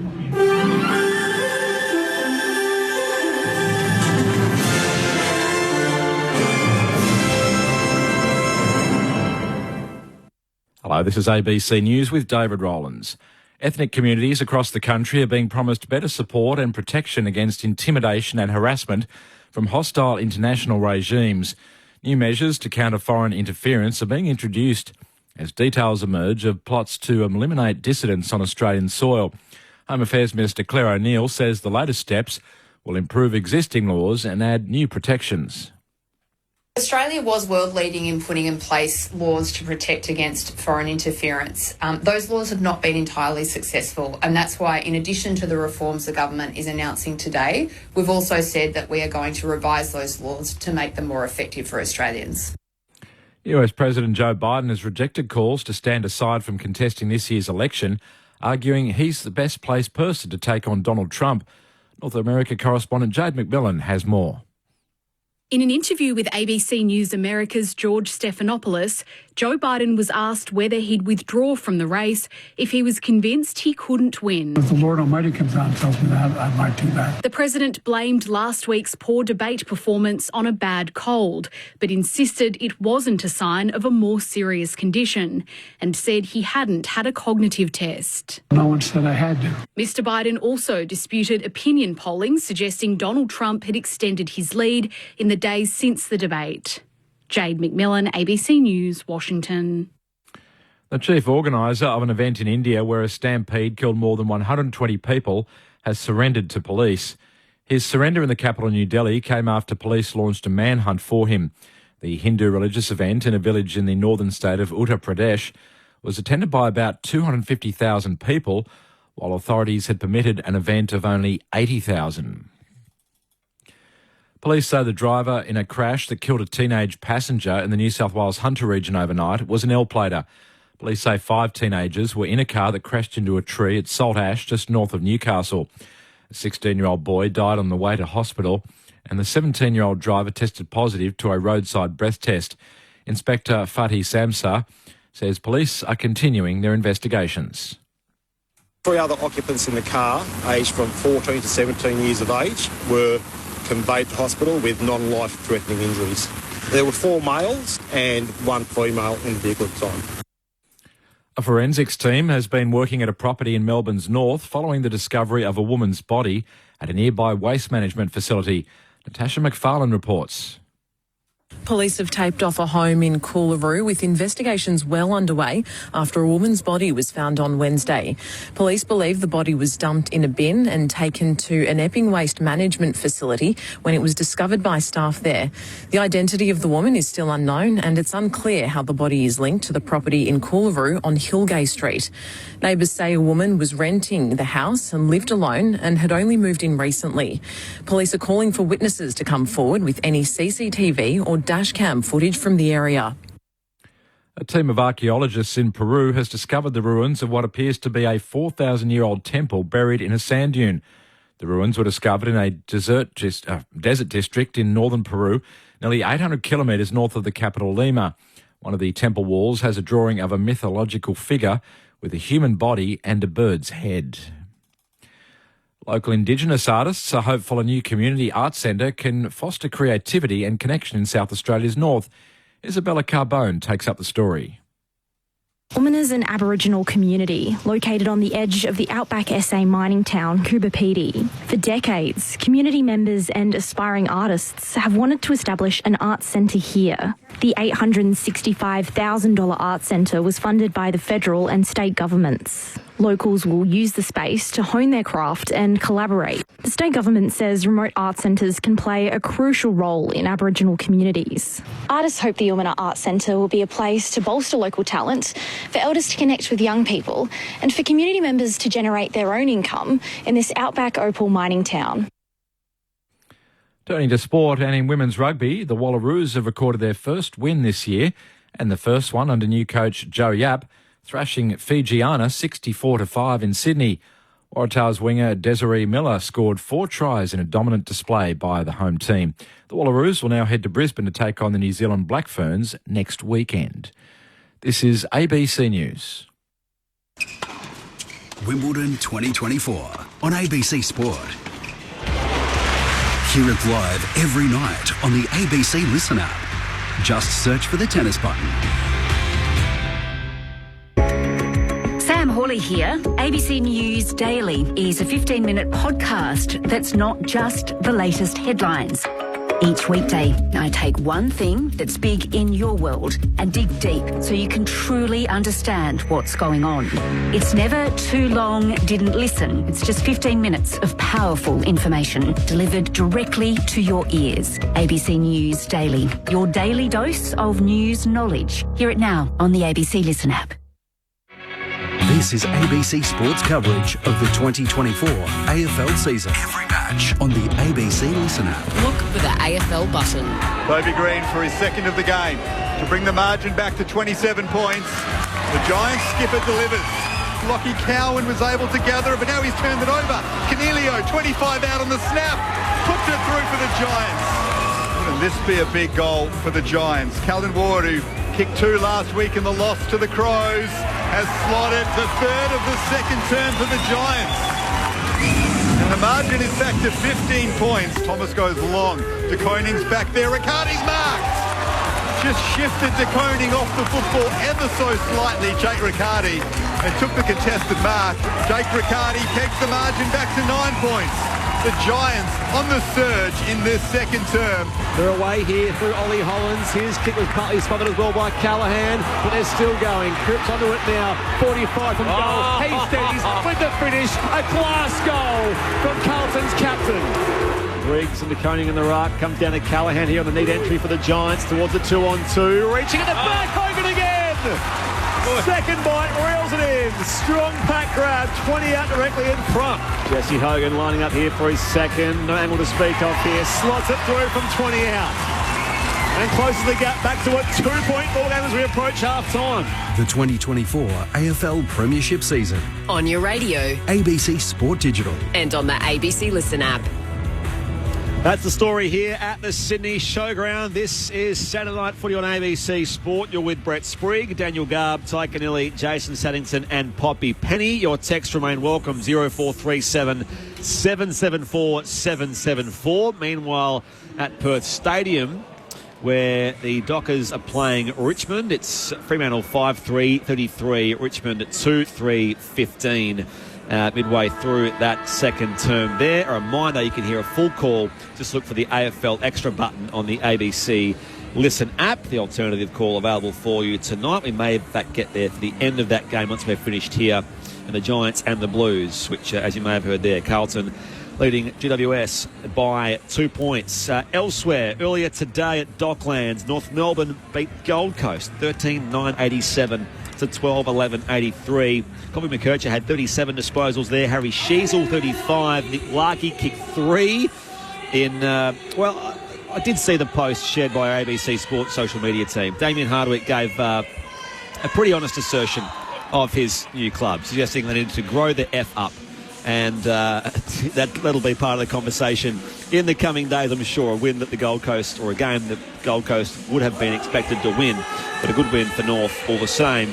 In Adelaide earlier, Port Adelaide beat the Bulldogs 15-12-102 to 8-6-54. Mitch Georgiades kicked 5 goals. And at Kinnear Park, Geelong beat Hawthorn by 51 points, snapping the Hawks' 5-game winning streak. That was 16-14-110 to 9-5-59. Jeremy Cameron kicked 4 goals, 4. Brad Close kicked 4. James Warple and Dylan Moore had 26 disposals each for the Hawks. That's the situation there. Just quickly, in the NRL, a live score there in Townsville. The Cowboys and the Seagulls are at 18 points all midway through the second half. That was after earlier at Leichhardt Oval, Melbourne beat the West Tigers 40-28, and the Bulldogs beat the Warriors in Golden Point 13-12.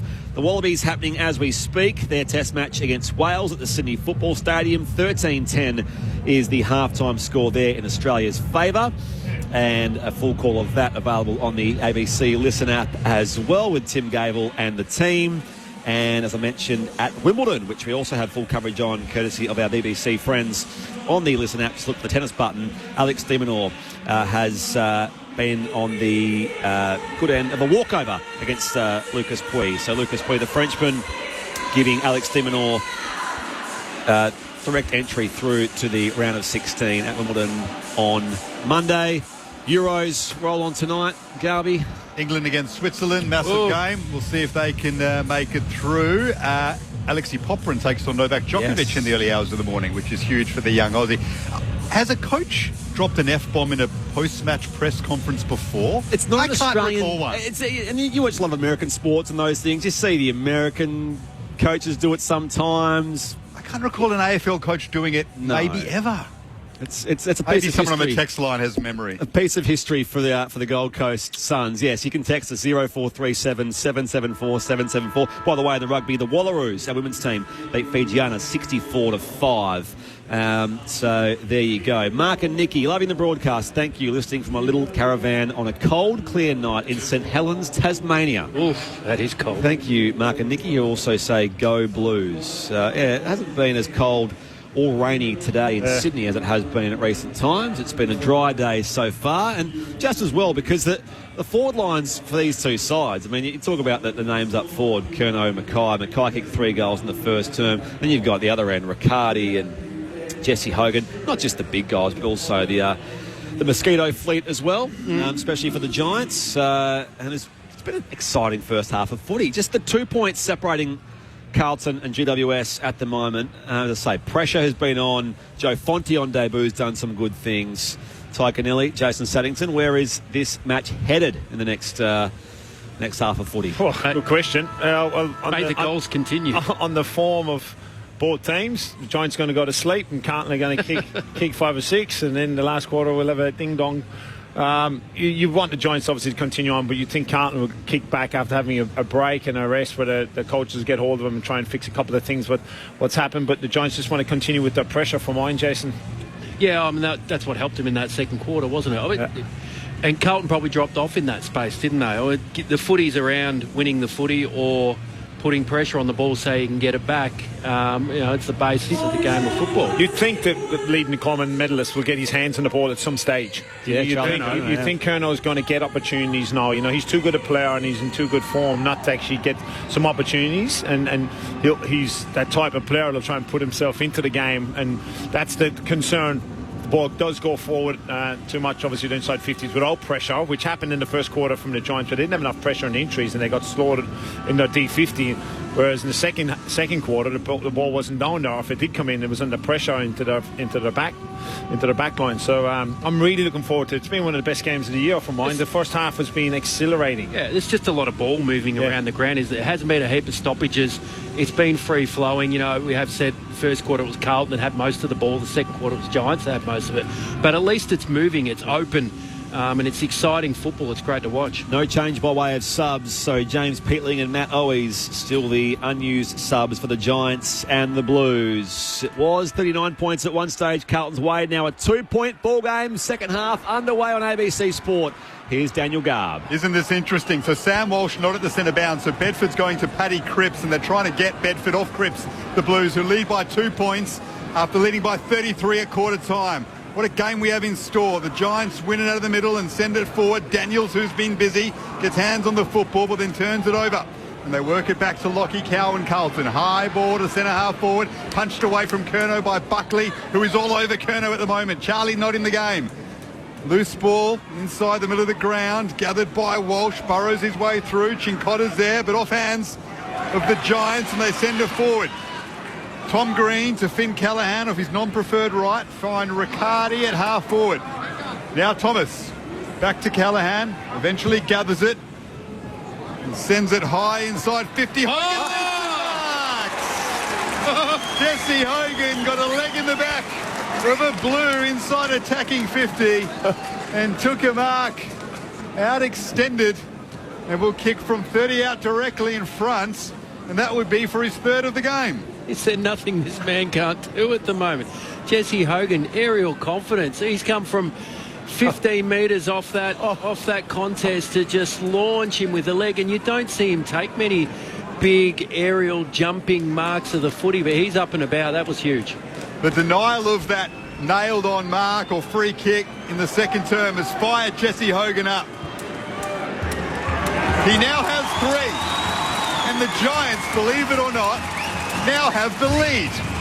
After trailing by 39 points at one stage, GWS lead by 4, 11-2-68, Carlton 10-4-64. We've gone 2 minutes in the first term. Jesse Hogan has 3 on the board. Much of the same in the second quarter, isn't it? The start of the third quarter for the Giants, that is, and Jesse Hogan's ability to win the ball. And I think Kemp who's going to have a nice 6-studded mark in the back of his in his back after that, because he's just used him like a stepladder, and I mean that in every way. He's actually just stuck his whole boot into the back of Kemp and took a fantastic mark. There's nothing he can do, really, is there?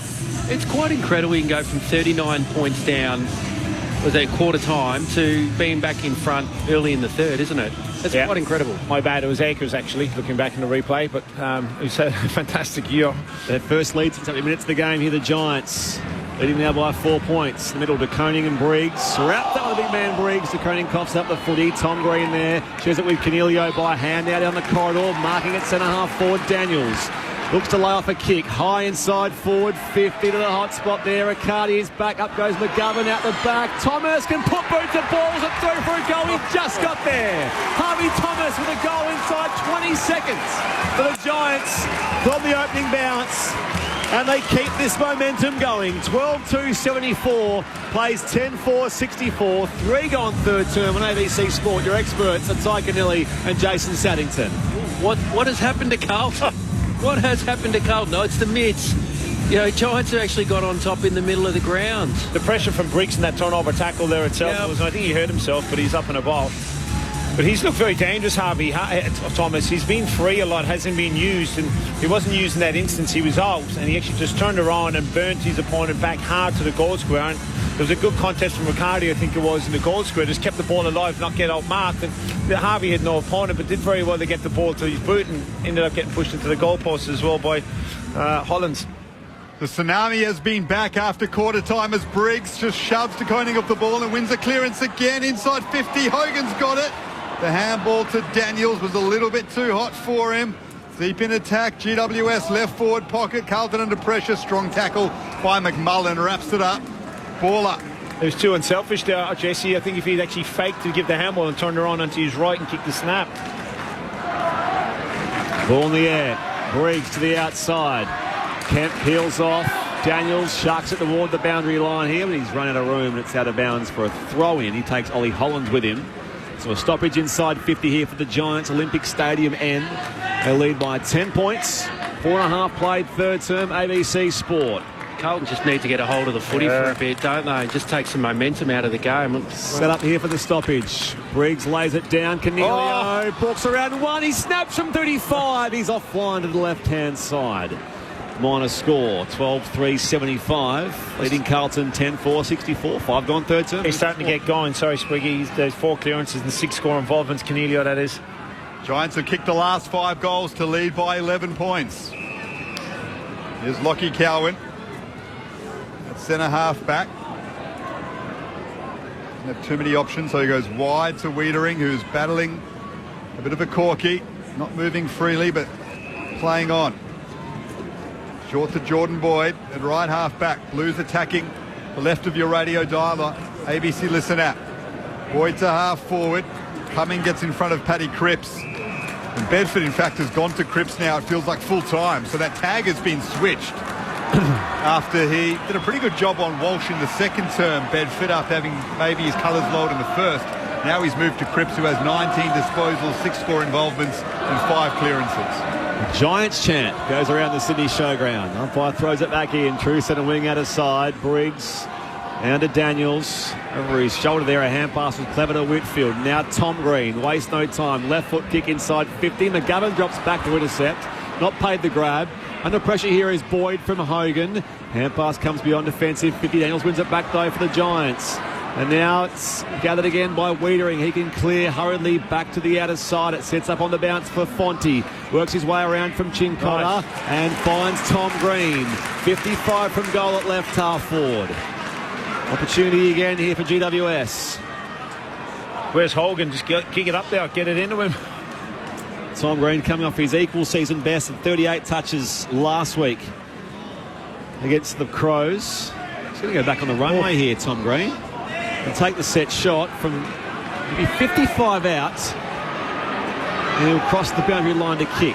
Every player is inside the 50, bar 2 Giants players. They're all back there in the goal square. Tom Green with a set shot on its way. Is it there with a carry? It is! Revs up the crowd as well. The Giants can do no wrong since quarter time. And they now lead by 17 points. 13-3-81. Leads Carlton 10-4-64. 7 gone third term on ABC Sport. Your experts are Jason Saddington and Ty Kennelly. And Carlton didn't have the tools on the line. I think that could have been touch. It wasn't that it went through too high. I think that if Carlton had some defenders on the line, they could have touched that and perhaps it would have been a point instead of a goal. But I tell you, Tom Green will be thrilled with that because he has been criticised in the past month around his metres gains, but also his ability to hit the scoreboard. So to hit the scoreboard with a goal, he'll be pretty pumped about that. Or Riccardi touched it, I'm not too sure. He's actually looked like he was going for it and he's pulled his hands out of the way, but really good body walk from him on the line. He may have pushed Brodie Kemp there, Riccardi. That may be a let-off for GWS and perhaps a square-up after Hogan was denied a mark. Briggs having a big impact here. Yeah, and Green, who has just kicked the goal, has won the clearance. His left foot kick bounces just outside, attacking 50. Now it goes inside. Kemp is there to gather it.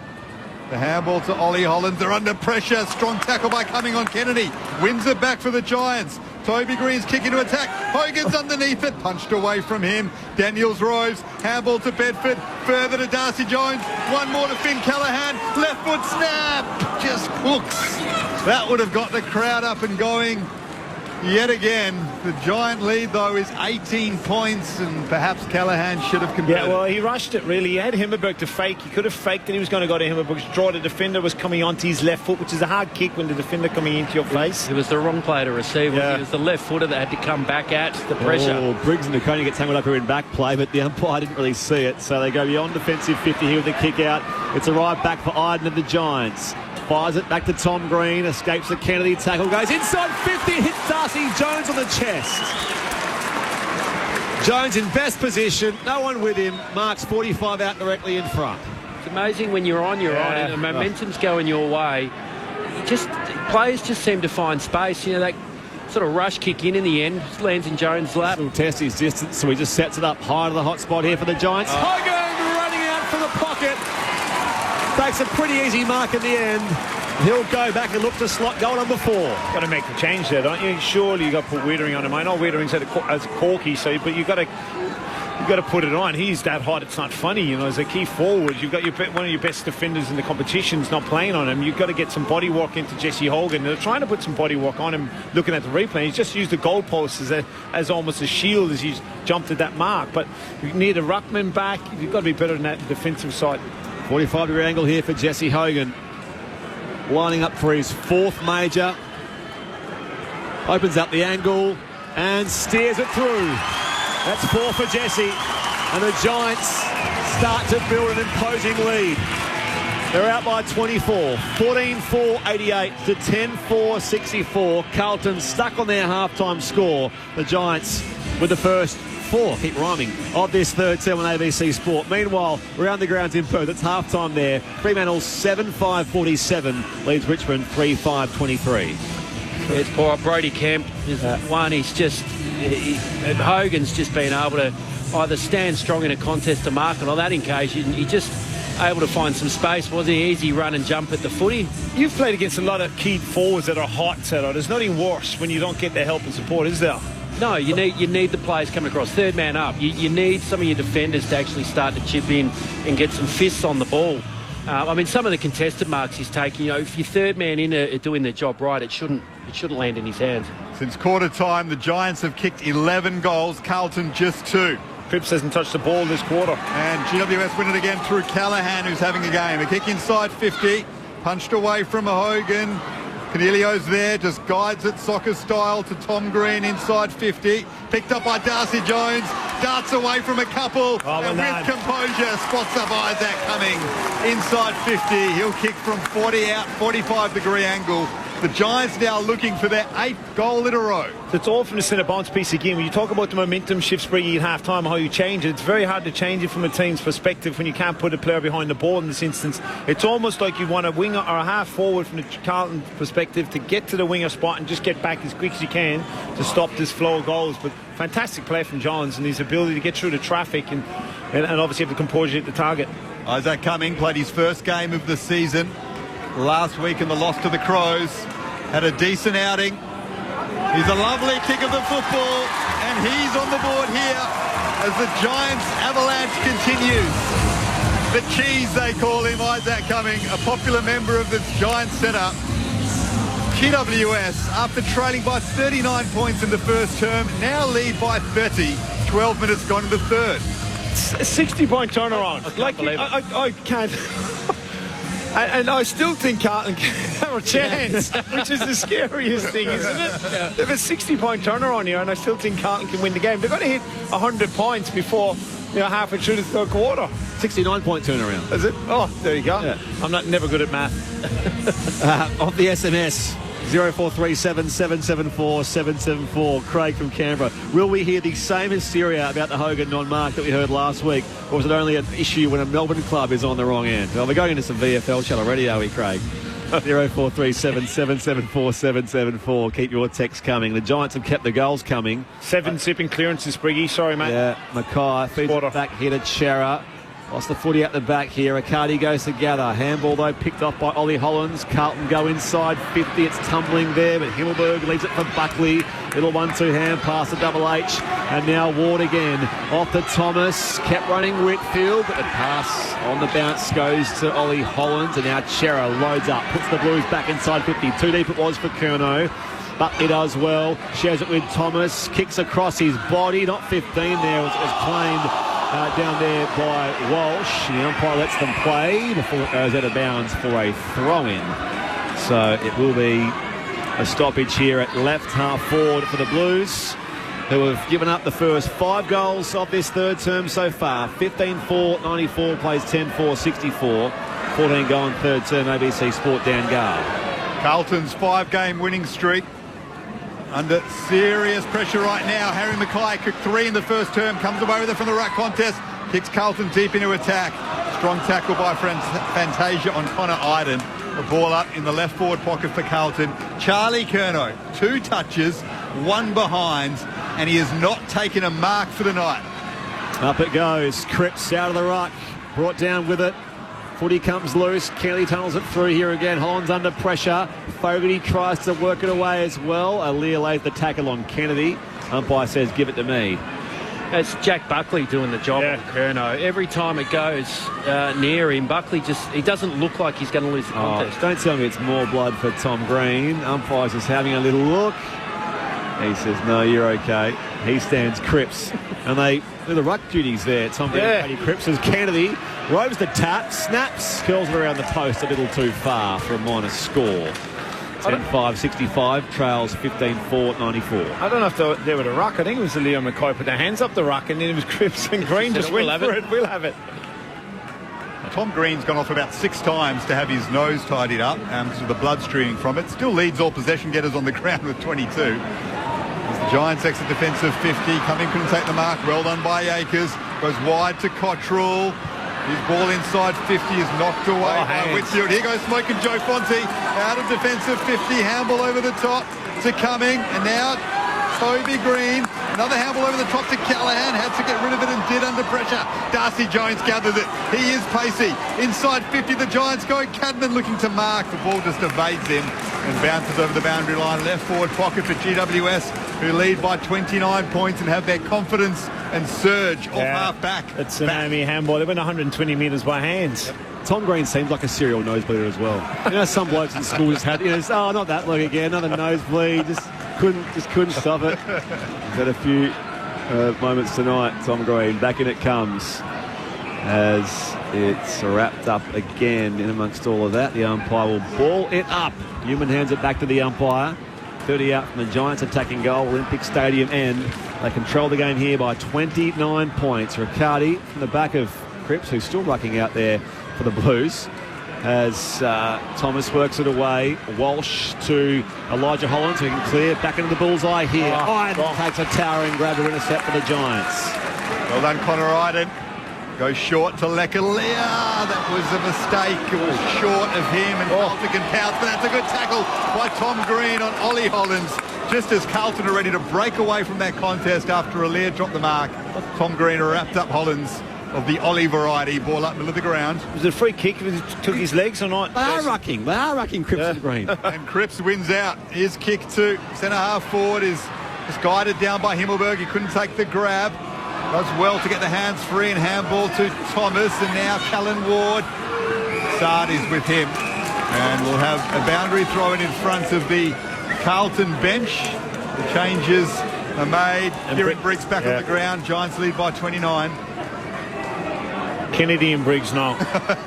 He's done a good job. Tom Green in the ruck there for the Giants. There is Kennedy and Briggs. Back in it comes. Hand pass spot. It was hot for Tom Green. Overrun by Cornelio. Picked up here, though, by Walsh of the Blues. Regathers under pressure from Fonte. Tumbles it towards half forward. Fogarty back to Kennedy. Off a step. Loads up inside 50. Aaliyah and McCoy tangled in the background. As it goes inside 50 again. Fantasia Soccer's to advantage, or so it seemed. Mopped up by Cumming back to Buckley. And now Whitfield wide to Aaliyah. The Giants can clear again. Here's Tom Green. Possession number 24 for the Giants. Midfield ball wide to Callan Ward, who gets around Chera. Handball to Fonse. They've got the tsunami back. No, they don't. Cornelio's wrapped up by Matt Kennedy. Big moment for the Blues, perhaps, to arrest some momentum. Kennedy plays on. Looks for Curnow. But right there with him is Jack Buckley, who spoils it over the boundary line. I'm not sure Ty Cornelio and Jason Saddington is doing the votes tonight, but I reckon Jack Buckley might just figure prominently. He has blanketed Charlie Curnow completely. Giants lead by 29. Great pressure to turn the ball over in the front half for Carlton, where the Giants looked like they were out again with that handball. But your ability in transition, when you're bringing the ball out to actually stay on your opponent and defend one of the best forwards in the game. Well done, Jack. Back in it comes. Hand pass wide from Briggs off to the boundary line, where Williams sees it out of bounds for a throw-in. 29 points is the Giants' lead. Someone asked, where is Jesse Hogan in the Coal Medal ladder? Well, he's fourth behind Curnow, Ben King, Jake Waterman, who's out tomorrow, I think, for the Eagles against Melbourne, and Jesse Hogan, who's now up to 40 goals. So Jesse's now, in fact, he's now third. Ben King got a couple of goals earlier, so Hogan now third with today's effort and counting. Cowan's hand pass now to Fogarty, who's wrapped up by Himmelberg, and the umpire will board up again. 55 out from Carlton's attacking goal, where Charlie Curnow stands Buckley. Up it goes again. Cripps still rucking here against Briggs. Gives away the free kick on the bigger man. And I think they're doing it to try and get him free from Bedford. Yeah, he's only had a couple of disposals this quarter, Cripps, that is. It's an unlikely tag, Bedford on Cripps, but it's working. It's absolutely working. Approaching time on third term, ABC Sport. It's the Giants who lead here by 29 points. And a contested mark taken by Green. Tom Green lays off the hand pass to Whitfield. Sends his kick deep for Darcy Jones, who's 55 from goal.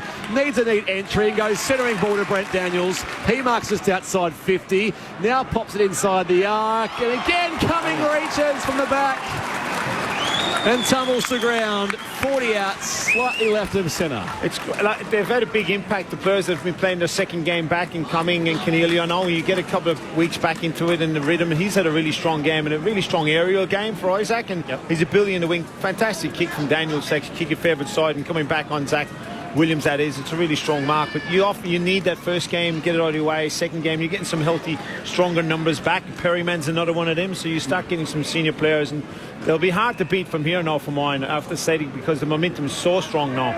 Isaac Cumming kicked the goal from this very same spot only a short time ago.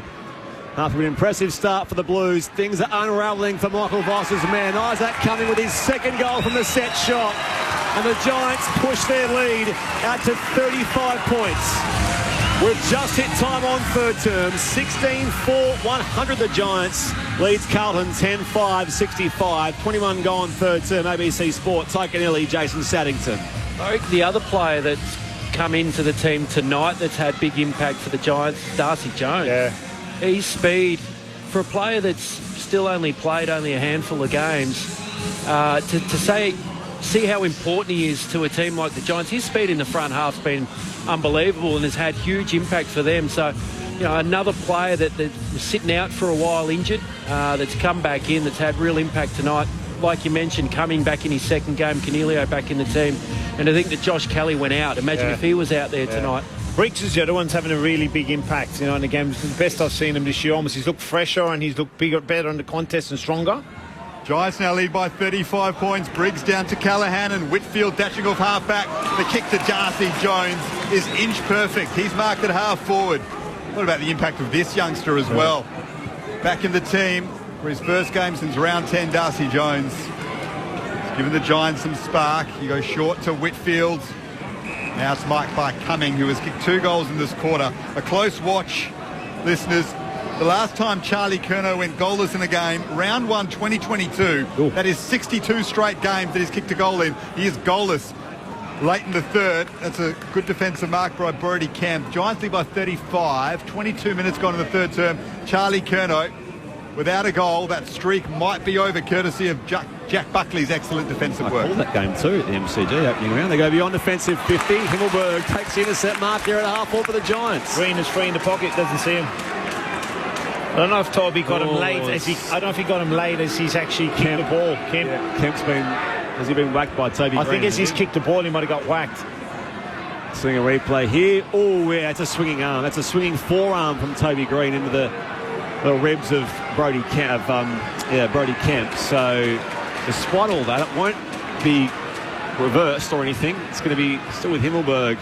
It'll be looked at because it's Toby Green. Well, yeah, it'll be looked at for sure. Goes high inside forward 50. At the drop, Daniels kicks smothered. De Koning tries again for the Blues. Picked off by Thomas, runs straight into Wiedering and will ball it up. 20 out from the Giants attacking goal. They lead by 35 points, the home side. 23 gone, third term. So unnecessary from Toby Green. His team up by 35. And they've got the ball just outside their own attacking goal square here. The shot on goal came from... It was Toby Green. Through for behind. There was a bunch of players there. It was hard to see who it was. He's done a few of those recently, Toby, in the last year and a half. You just think, why?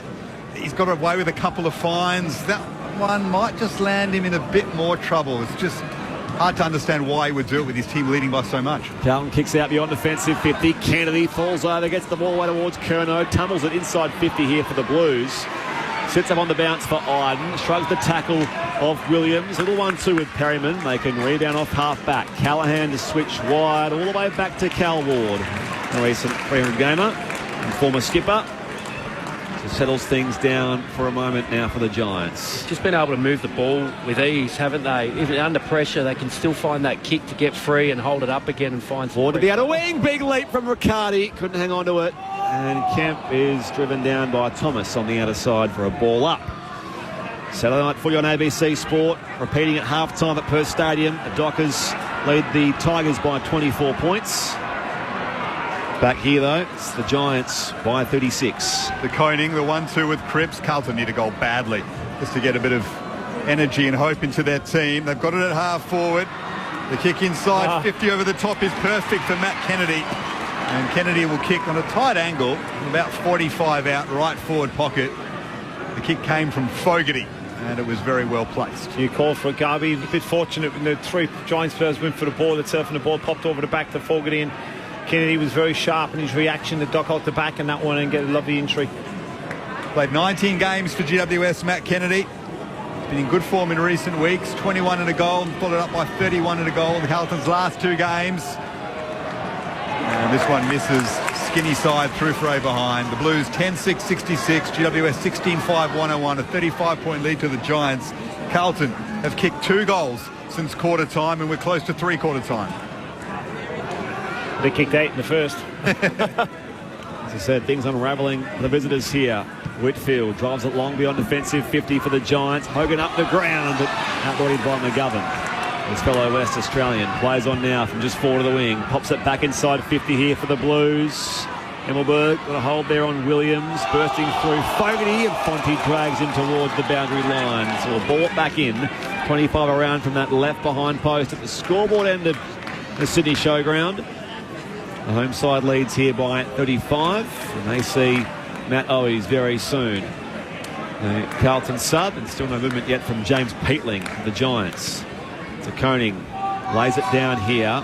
Whitfield panels out the back. That was clever for Cornelio, who can pop it beyond defensive 50. He looks for Hogan. He's one-on-one with Wiedering. They just knock it to the ground. Well done, Wiedering, to get the disposal, but he's turned it over straight to Tom Green. Green has a couple of options. He chooses to loop it over the top to Toby Green. On the wing, he goes corridor. It's an excellent kick with his left. He's spotted up Himmelberg. He'll go wide to Cal Ward in between wing and half forward. And now Brent Daniels. Couple of kicks out from the Giants' goals, left half forward. He'll just spot it up into a dangerous area. Briggs will leap and grab. He was the perfect target, the big ruckman, and he just sat it up, Brent Daniels, for him to jump into the space where the football was directed, and he'll kick from 25 out directly in front. Great composure from Green going forward. Both Green's Toby and Tom, in instance, to look back. Carlton had a spare back when they looked up and they're breaking fast on the wing here, and he decided to look inside Toby and hit a 30-metre left footer across the ground to Himmelberg, and then good patience and allowed Briggs the time to actually work his way into the forward half of the ground, take a mark. This might get the Giants players going. Briggs looking for his first goal of the season. He's missed it, the big ruckman. It's amazing he hasn't kicked one yet because he's such a presence in the air. Only his 42nd game. It feels like he's been in WS for a lot longer than that, but he's having an impact. I think that's nearly about 18 behind straight for Kieran Briggs. It's getting up there. No goals, 11 on the year so far. So Lewis Jetta. What was Lewis Jetta that time? Got the 20s. Ago? Yeah, it was 20s. Yeah. He's chasing it. To Koning from left half back. Oh, it's a flower bag of a kick picked up by Newman. And now Mackay being held by Lear. Umpire away that pays the free kick. The way of Carlton's spearhead. We're approaching 3/4 time here. Oh, what's the 50 for? 50. Just looked up to see Mackay, unless the ball didn't come back to him straight away. Himmelberg's the one looking a bit dejected and a bit bemused. I'm bemused. The ball hit the ground here, and it's actually no one's picked the ball up. Himmelberg socketed it away, so they're ruling that he'd socketed it when he must have heard the whistle, or should have heard the whistle, and that brings Harry Mackay within range here for an attempt at his 4th goal. He kicked 3 of them inside the opening 15 minutes or so. And to say this is an important one, a much-needed goal for Carlton, is an understatement.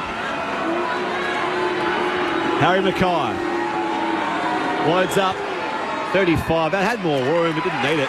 Slots it through. Over the head of Leclerc on the mark, and Harry Mackay has his 4th. Cuts the margin back to a clean 30. 16-6, 102 the Giants. Carlton 11-6, 72. We're approaching the half-hour mark of this third quarter on ABC Sport. Your experts are Ty Canelli and Jason Saddington. First goal in 47 minutes, Carlton. It's been a long drought. And almost they haven't had shots on goal. So you've got to take those when you can. 50-metre penalty, Harry Mackay. Fourth goal, he's been starved of opportunity really since that first quarter. So important goal, keeps him in the game. It was a soft free kick, but Harry Himberg didn't need to do it. It's the pace really, did he? You know, so it's technically there, but it's very soft. So Hogan and Mackay both with 4 goals in the night, and Hogan moves into third in the Coleman medal race. Mackay now into fourth. They both leapfrog Jake Waterman, who won't play tomorrow for West Coast. GWS lead by 30, late stages of the third term. Giants win the clearance. Tom Green to Cornelio.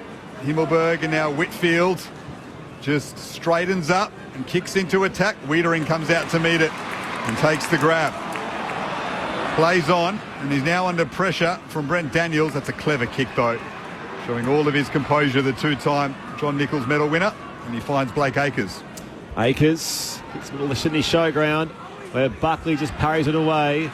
At the drop, onto it there. Fantasia feeds it back. Hollins, and now they can try again through Cowan. Goes high inside, forward 50. Lear, double-fisted spoil. Ollie Hollins waits for it as well. Iden needs defensive support. He's wrapped up from behind by Williams. Whitfield's hand pass picked off almost down there by Ollie Hollins, and eventually over for a throw-in. 20 around from the attacking goal for the Blues, who trail by 30 points. Poppy Penny on the boundary.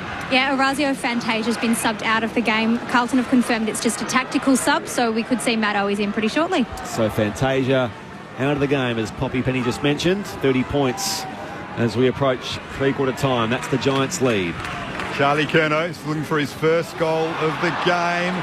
Well done by Leclerc to gather it and then get rid of it after the boundary throw in just outside defensive 50. The ball is for the Giants. Toby Green's there, but Chera wins it for Carlton. It's at centre half forward. Cornelio tries to get the kick clear. It's smothered. Giants under pressure. Perryman just handballs it wide. Gathered though by Chincotta. Back to Chera and now Kemp. Clever kick to centre half forward to find Zach Williams, who plays on.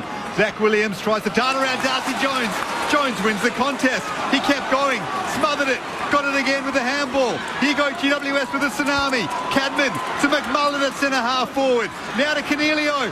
Kicks it inside 50 for Hogan. Has he taken the mark? Now the arms are knocked away by Kemp. Retribution for the second quarter mistake. Hogan deserved that, but everyone get to Darcy Jones. They do, in fact, for the Giants, because that was all him, with about 3 or 4 1-percenters at centre half back. Put all the pressure on Zach Williams. Zach Williams danced and dived on a couple, but Darcy Jones, huge efforts, and then to get the smother on the foot, he just turned the ball over, and here the Giants going. Shot on goal inside 50. You caught it superbly, Garvey. Darcy Jones, get around him. Hogan had his arms chopped by Brodie Kemp and can kick for his 5th goal of the game. And that he delivers for the Giants. The margin back out to 36. Jesse has 5. Love young players doing that. You know, just his ability to want it. Like he's clearly he's a small forward that wants to kick goals, but his ability to pressure has been the standout the whole game. And this is the best they've moved the ball all year, the Giants. They've looked for forward handballs, they've looked to go aggressive through the middle and fast, and it's built off the back of the pressure, and clearly there's an example of it with Jones' pressure, and then you allow your opponents that are offside and you can chain over the top. So there's either a mark or a free kick, and the Jesse Hawk taking the arms, but hasn't he looked dangerous too? Kicking 5 obviously. He kicked 6 against the Roos back in round 1, the second round of the year. He's on track for that. 5 goals before three-quarter time for Jesse Hogan. By the way, around the grounds to Perth Stadium, or its early stages third term. Fremantle 7-5-47 leads Richmond 3-5-23. It is now three-quarter time here at the Sydney Showground. Goal kickers with Jesse Hogan, the headliner there with 5 goals. A couple each for Isaac Cumming and Toby Green. Singles for Darcy Jones, Stephen Cornelio, Callan Ward, Tom Green, Toby Bedford, Jake Riccardi, Harvey Thomas and Toby McMullen. Meanwhile for Carlton, Mackay kicked his 4th in that third term. 3 for Zach Williams, 1 to Adam Chera and 1 to Orazio Fantasia, who has been subbed out, we believe, tactically. So Matt Owies into the game. I don't think he's quite into the game yet, but Fantasia has been subbed out, and that is the story to three-quarter time, of course. We do reckon Toby Green will have an incident looked at in which he swung the right forearm into the midriff of Brodie Kemp in that third term. So perhaps a case to answer there for the Giants skipper, despite the fact they do control the game to the tune of some 36 points at the final change. This is Saturday Night Footy on ABC Sport. Wimbledon 2024 on ABC Sport. Hear it live every night on the ABC Listen app. Just search for the tennis button. Generosity of spirit. Harmony and activism. Supporting vulnerable children. What does it take for someone to become Australian of the Year? Educating with art. Caring for country. Tackling substance misuse. Mental health advocacy. Keeping language alive and strong. These are just some of the ways that we became Australians of the Year. Anyone can nominate an Aussie who inspires them. It's so easy. So come on, nominate now. Go to australianoftheyear.org.au. This is ABC Sports coverage of the 2024 AFL season. Every match on the ABC Listen app. Look for the AFL button. Back to Callaghan, eventually gathers it, sends it high inside 50. Jesse Hogan got a leg in the back of a blue inside attacking 50. Jesse Hogan, he now has 3. And the Giants, believe it or not, now have the lead. They're all back there in the goal square. Tom Green with a set shot on its way. Is it there with a carry? It is! Revs up the crowd as well. The Giants can do no wrong since quarter time. 45-degree angle here for Jesse Hogan. Lining up for his 4th major. Opens up the angle and steers it through. That's 4 for Jesse. And the Giants start to build an imposing lead. After an impressive start for the Blues, things are unravelling for Michael Voss's man. Isaac coming with his 2nd goal from the set shot. And the Giants push their lead out to 35 points. Hogan had his arms chopped by Brodie Kemp and can kick for his 5th goal of the game. And that he delivers for the Giants. The margin back out to 36. Jesse has 5. The 2024 AFL Premiership season. On your radio. ABC Sport Digital. And on the ABC Listen app. Carlton's 5-game winning streak in serious danger here at the showground. It's the Giants by 36 points at three-quarter time. Brett Sprigg alongside Dan Garb. Poppy Penny on the boundary, and your experts are Ty Canelli and Jason Saddington. Well, incredible quarter from the Giants that just carried on from the second quarter into that third. Just the ability to win the ball through the middle of the ground. One of the matchups in there, though, Toby Bedford onto Pat Cripps. Now, that's not one I'd ever say you'd go to with confidence. I mean, Toby Bedford's not the biggest body. Paddy Cripps, obviously one of the strongest inside bulls going around in the competition, the best player in the comp. But Toby Bedford, that quarter, just completely shut him out. I think 4 possessions for the quarter from Paddy Cripps. Took his influence away, and off the back of that, the Giants were just able to win a lot of footy out of the middle. Kieran Briggs was huge in the ruck for them. Tom Green got his hands on the footy a heap. And the amount of ball they were getting in that front half, Darcy Jones was electric. And Jesse Hogan continued on his merry way, taking strong marks and kicking goals. It was all the Giants once again to go out to...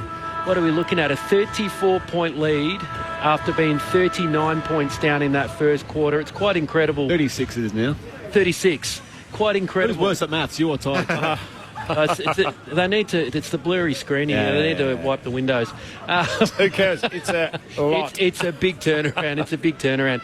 And I mean, the other player that we've been talking about from Carlton's point of view, Charlie Curnow, still cannot touch the footy, and I think you even heard it through the sound effects of the mics here. From some punter in the fan saying, go get the ball, Charlie.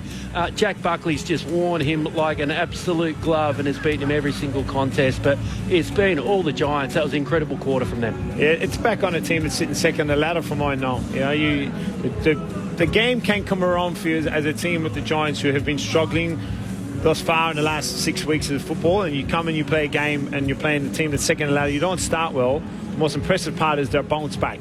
the disappointing piece is obviously Carlton's ability to start the game so well and then just shut shop and not play, because the Giants haven't allowed them to play with that pressure.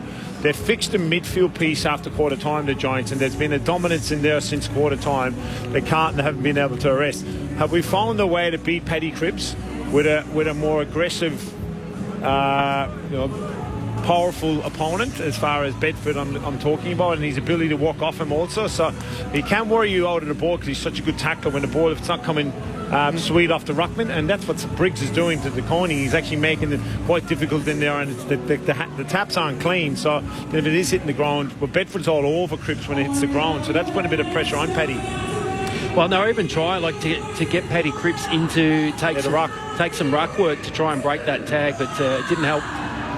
Tom Green, 28 disposals to three-quarter time, 8 score involvements. Kieran Briggs has 9 clearances. Brent Daniels, a player who doesn't get enough credit, 9 tackles for Brent Daniels. He has been superb across half forward and has had a huge impact for GWS. Here's Brett Sprigg. Saturday Night Footy, ABC Sport. Giants lead Carlton by 36 points. What did the Blues have left as Briggs and De Koning in the ruck compete?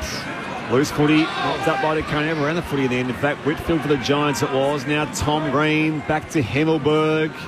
Thumps it down the line. Running kick towards half forward. Boyd outbodies Toby Green over for a throw-in at right half forward for the Giants. What a great contest that was. Just De Koning and Briggs just going at it. The ground ball, the two of them are... It's a really good ding-dong, isn't it?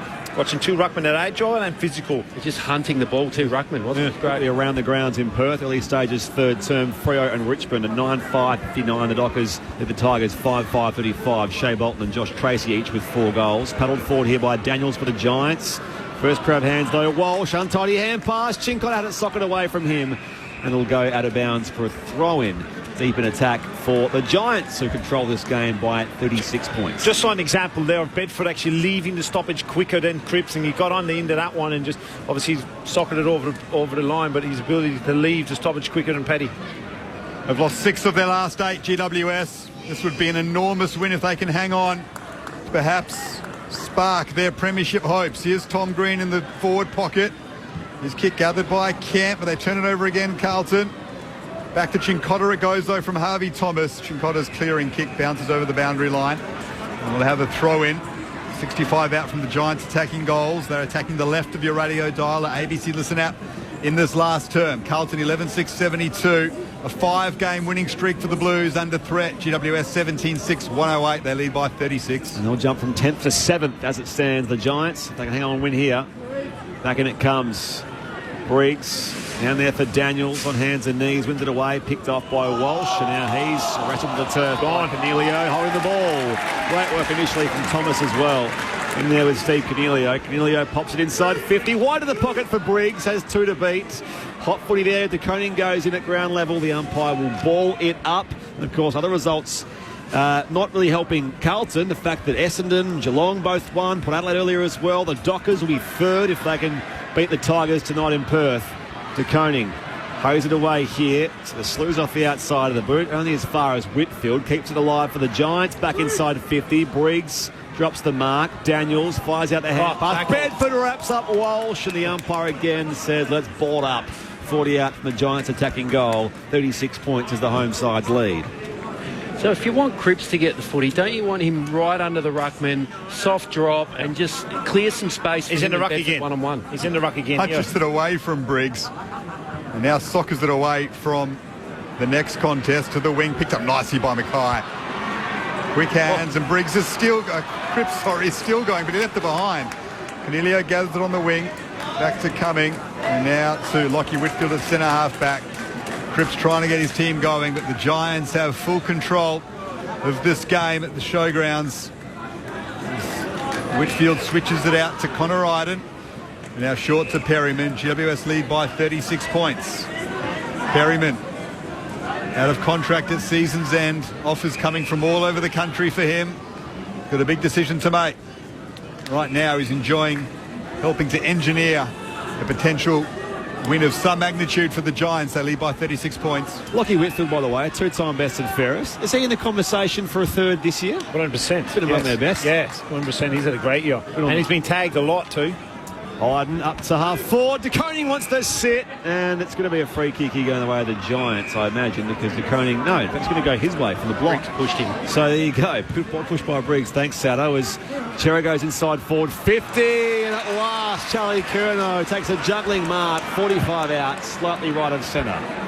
Just read the ball better here. Jack was in a strong position in the contest itself. Kemp to the front, and Curnow walks his way under.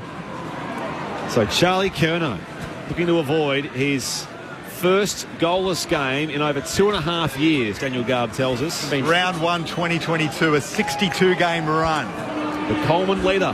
Now a couple of goals clear of Ben King on 45 majors for the year. On the approach, Charlie Curnow. Kicks from 52. It's off to the left-hand side. Minor score. Carlton need more than that. 35 points remains the Giants' lead. 5 gone, final term. ABC Sports, Saturday night. Charlie still looking for his first goal of the game. Himmelberg from the right back pocket sends it up to the wing. Hogan's underneath it, couldn't take the grab. He's got 5 goals, Jesse Hogan. Harvey Thomas does the roving. Inboard to Bedford. He's got confidence. He darts away, needs to take it bounds. I think he ran too far. He did, and I reckon he knew it straight away, Toby Bedford. He couldn't take the bounce because they were closing on him. What about the chase from Cripper? You're worried about the speed. Yeah. Oh, hasn't he improved his speed, Patrick Cripps? He won that free kick with a strong chase on Bedford. Kicks the centre half forward. Curnow's there, puts a contest in. Zach Williams roves it. Wide to Ollie Hollands. Now Chera and Sard on his left. Goes to Curnow at half forward. And he's taken the grab. He's finally getting into the game, Charlie Curnow. It's taken 3 and a bit quarters. He's a long way out. He can't kick a goal from here. He'll play on quickly, though, and just chisel it to the top of the square and find Harry Mackay, who has been knocked over and he's slow to get to his feet. He'll have a shot from directly in front, Mackay, and he will kick his 5th for sure. And just maybe Carlton have a fight back in them. Well, they're the signs you want to see. Yeah. Curnow getting his hands on the footy finally, and obviously Mackay impacting the game once again. Well, they're the 2 players that are going to have to get him across the line. Harry Mackay matches Jesse Hogan's 5 with 5 of his own. The Giants' lead is cut back to 29 points. Not too sure what happened in the goal square itself to actually be out that clear in the goal square with Lear and the key defenders, Buckley. I think they both got caught on the crossover going to the same man. They didn't hand over, and I think it was Lear that just got caught out with losing way too much ground on Mackay. They kick back-to-back goals. You know, it's important here for a momentum shift, and the Giants start asking questions. They're definitely the 2 players they need, don't they? Curnow and Mackay, if they're going to get there. And Cripps' turnover tackle off the back of it, and that was the turnover piece from to get the ball in the front half. That's the first goal for either side in this final term here at the Sydney Showground. Good crowd in. Let's say upwards of 11,000, 12,000. It was Lear and Ward. Yeah, okay. Both found themselves on the same opponent. Restart the middle here. Tom Green wins the clearance. Giants goes down the corridor. Hogan goes up uncontested. Won't pull in the mark, and it's at ground level locked up here for a ball up. I was Owen because his body works are unbelievable. As the ball's coming in, Hogan, he was so strong in the contest against Wiedering in that instance, and bodied him and just dropped the mark. Looked uncontested. Briggs off the outside here for Daniels in position well. Snaps quickly, but on the last line, Wiedering gets back there playing goalkeeper. And it's through for a minor score. So the big game too, Daniels. It's a different forward line, isn't it, with Jones and Daniels both using their speed. They haven't had it the past month. Blues trailing by 30 points. Play on quickly through McGovern. Ball in dispute in the middle of the ground. Carlton win it back crucially. Ollie Hollands to his brother Elijah. Gets the quick kick to half forward. Connor Ryden's there. He played really well defensively all night. Smacked it away from Matt Kennedy. It's the welcome game tonight, celebrating multiculturalism in GWS. He's got Ghanaian roots, Connor Ryden. He's reconnected with his dad in the last 6 months or so. And he is showing up for the west of Sydney tonight. They lead by 30 points, GWS. London-born, Geelong raised. Connor Iden. Back in it comes. Briggs out of the ruck. Shares it with Cornelio. Off to Daniels. Quick turn of hand pass again. Thomas back to Cornelio. Slips the tackle of Ollie Hollands. Gets it out wide again. Here's Fonte sharing it with Bedford going inside 50. Boyd trying to chop it off now. Spills the mark. Daniels on hands and knees. Fires the hand pass out here again. Thomas comes in. Trying to make something of this. Stands in the tackle of Kemp. McMullen lurking as well for the Giants. Carlton desperate defence in there. Kemp and Boyd. And again will ball up 30 or so out from the Giants attacking goal. Briggs again in that contest is huge. Another clearance. Honestly, he's underrated ruckman still, Kieran Briggs. Doesn't get the credit he deserves. 30 points the Giants lead. Akers at the back of the stoppage. Now can clear for the Blues. Mackay's underneath it, wrestling with Buckley. Does well, Mackay, to slap it forward, but then Buckley with the second effort was ready to respond. Bedford gets hands on it. Cornelio's wrapped up. Surely caught holding the ball. Excellent work by Carlton and Paddy Cripps in particular. The captain trying to lift his side. Goes short to Walsh, who pokes it over the top to Elijah Hollands at centre half forward. Drives it deep into attack. Off hands. Iden with composure was able to gather it. Break free of the tackle and get it to Himmelberg. Now Ward. Quick hands from Fonte to Thomas. They've got numbers here. GWS. Thomas gives it back to a fellow youngster, the debutant in Joe Fonte. And he wastes the kick though. Chopped off by Lockie Cowan on the members' wing of the Sydney Showground. Gone a bit too quick to Giants this moment. Great intercept from Himmelberg to help out in that last inside 50, but need to take a bit of sting out of the play for a couple of minutes. Giants lead by 30. Sard's kick travels infield for Mitch McGovern, pops it inside 50. Kennedy leads up and marks.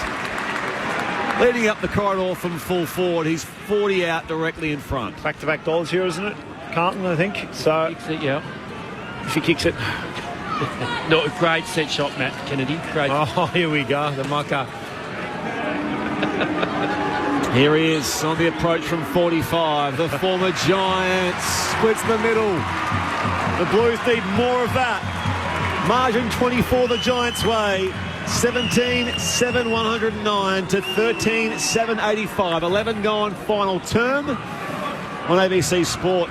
This Saturday evening, your experts are Ty Connelly and Jason Saddington. What a real thrilling game, isn't it? It's up in the air again, even though it's 24 points in the game itself, but the balance is there, the pressure, the turnover from both sets of teams, the contest. It's a real finals type of speed, pressure, mistakes, clean. It's a really entertaining game of football. And what I mean by the Giants taking the sting out of the game, that you've got a really handy lead and you just get a handy mark, just take your 8 to 10 seconds and take it out and then go long down the line, get a stoppage and slow the game up a bit.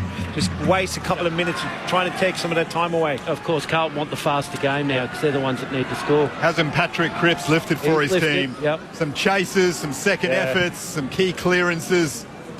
What a superstar he is, what a leader, and he's won it again out of the middle. The handball to Mackay. Carlton go deep into attack again. Can they kick 3 in a row? Well done by Buckley to punch it away from Curnow. And then a second time, they're under pressure though.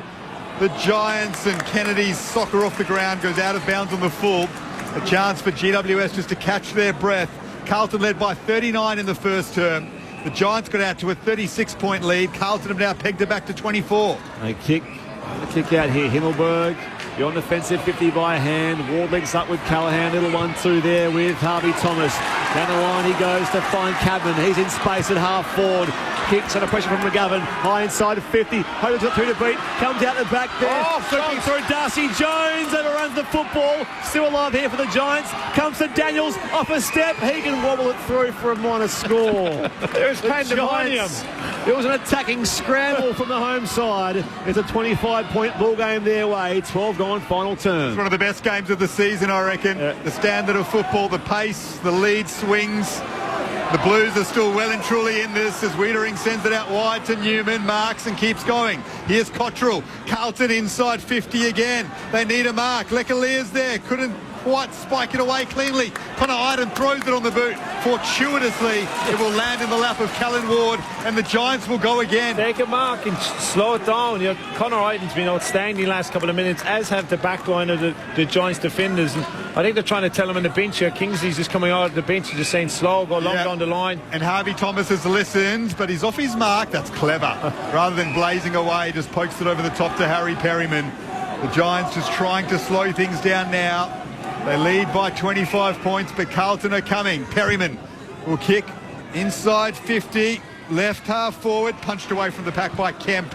It'll be gathered by Elijah Hollands, and now Bedford spikes it away from Cripps. Drop, Ward is there. Big contest from Cripps at ground level. Receives a wayward hand pass back from the Giants, and now Chincotta can clear it back to the wing. Buckley underneath it now. Shares it with Perryman on the way down. Callahan back to Bedford. Heakin plays away now for the Giants. Goes inside forward 50. Towering grab Wiedering not paid the mark.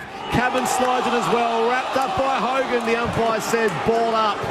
35 out from the Giants attacking goal. Wiedering hands it back to the umpire. Giants by 25. 14 going, final term, ABC Sport. Up it goes. Briggs and Kennedy in the ruck. Comes to Cornelio. Off to Daniels. He snaps. He's off target. Kemp comes in. Fields a high ball. Takes it the left back pocket. It's been free-flowing game the first three quarters. It's stepped up another notch. I reckon Carlton are exhausted, but they've got to keep going. They have to. They've got to peg back this margin. They've got the momentum. Callaghan falls over at right half forward. Players fall on him. Ball up.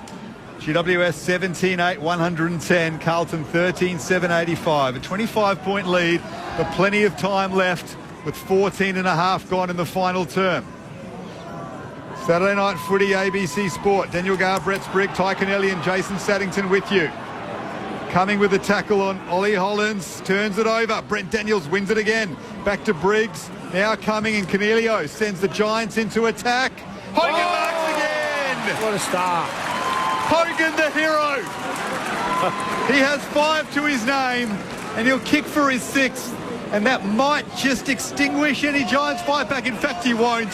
He'll square it up to Callan Ward in a better position, and he'll kick from 20 out in a slight angle to the left. I know I've said it a lot, but Briggs' performance has been outstanding against the ruckman Deconi, who's been challenging for all Australian awards and who's challenging the best ruckman in the competition in Max Gawn and Grundy in the type. It's been a huge performance by Briggs to get the ball and to win the contest from the shift from quarter time. And obviously Jesse's mark there is huge, but it goes back to the stoppage piece, and this guy's had a big game too, Ward. Played his 300th game this season. This for goal 150 of his career. Callan Ward has it with his 2nd of the night. The Giants lead is back out to 31 points. And it was Jesse Hogan with another massive contested mark for the evening that set it up for him. I was waiting for the Hogan. A bit of Hogan's heroes. I'm surprised he passed it. A very unselfish play from Jesse. He's having a night out. It's unbelievable his contested marking tonight, Ty. That's probably one of the best contested marking games of footy I've seen for a long time out of anyone. Yeah, as a key forward, certainly he's been ability and been so clean and strong in the air, and not just he's dropped a couple, but his ability just to really look for the body aggressively and against some strong defenders too. You know, there's a real craft as a key forward to actually look for the body and his opponent. Poppy, is there sub news for the Giants? Yeah, Lekalia has been subbed off and James Peatling's into the game. He's on the wing, standing Zach Williams. Free kick goes the way of Shearer from that centre clearance, from that centre bounce, and Shearer goes down the line to find Kennedy. He can kick this, can he? 55 from goal here at Kennedy. Kick one a short. He's got the leg. Did kick one a short time ago. Here he is, loads up from 55.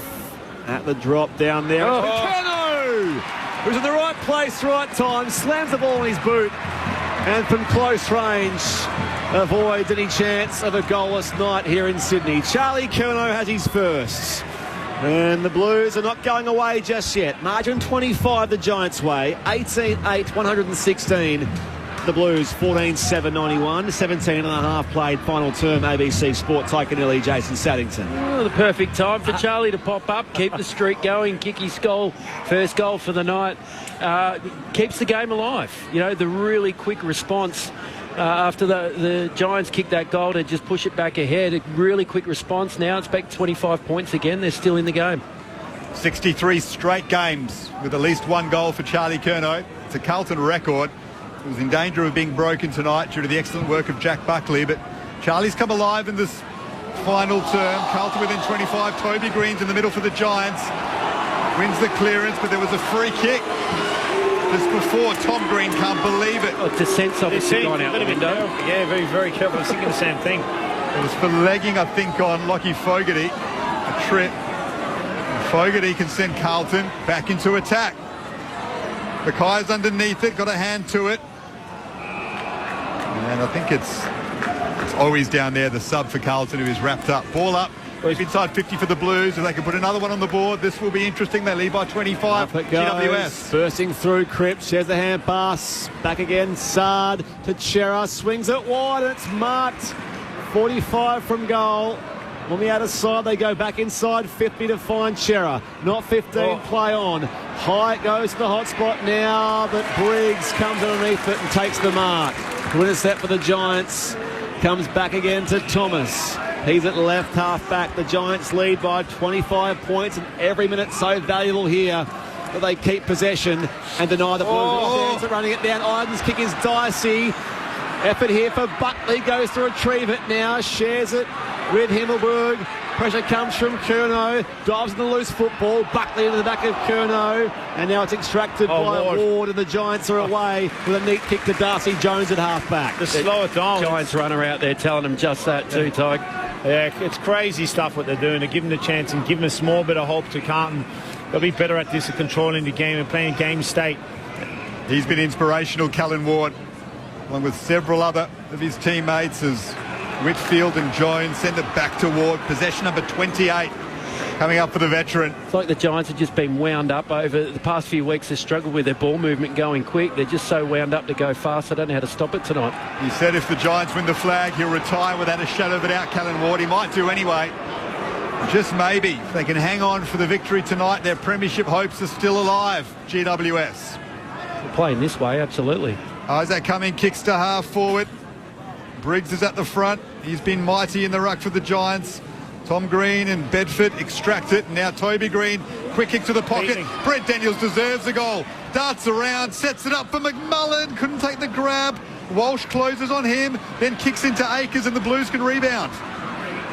Bound off half back with a little kick to the middle of the ground. Overrun, an unkind bounce that time for the Blues. Mopped up by Whitfield. Comes back to Bedford. Giants go back down the corridor now. Deep inside forward 50. Hogan slides out. Good spoil it was out there from Kemp. And it goes out of bounds for a throw-in at the junction of 50. Inside the attacking half for the Giants, who lead by 25 points. Hogan denied a shot of the sixth goal, that time from Brodie Kemp. But it's been Jesse's night and the Giants, so far at least, in the time on final term. Umpire throws it back in. Down here for Walsh. Little hands to Chera.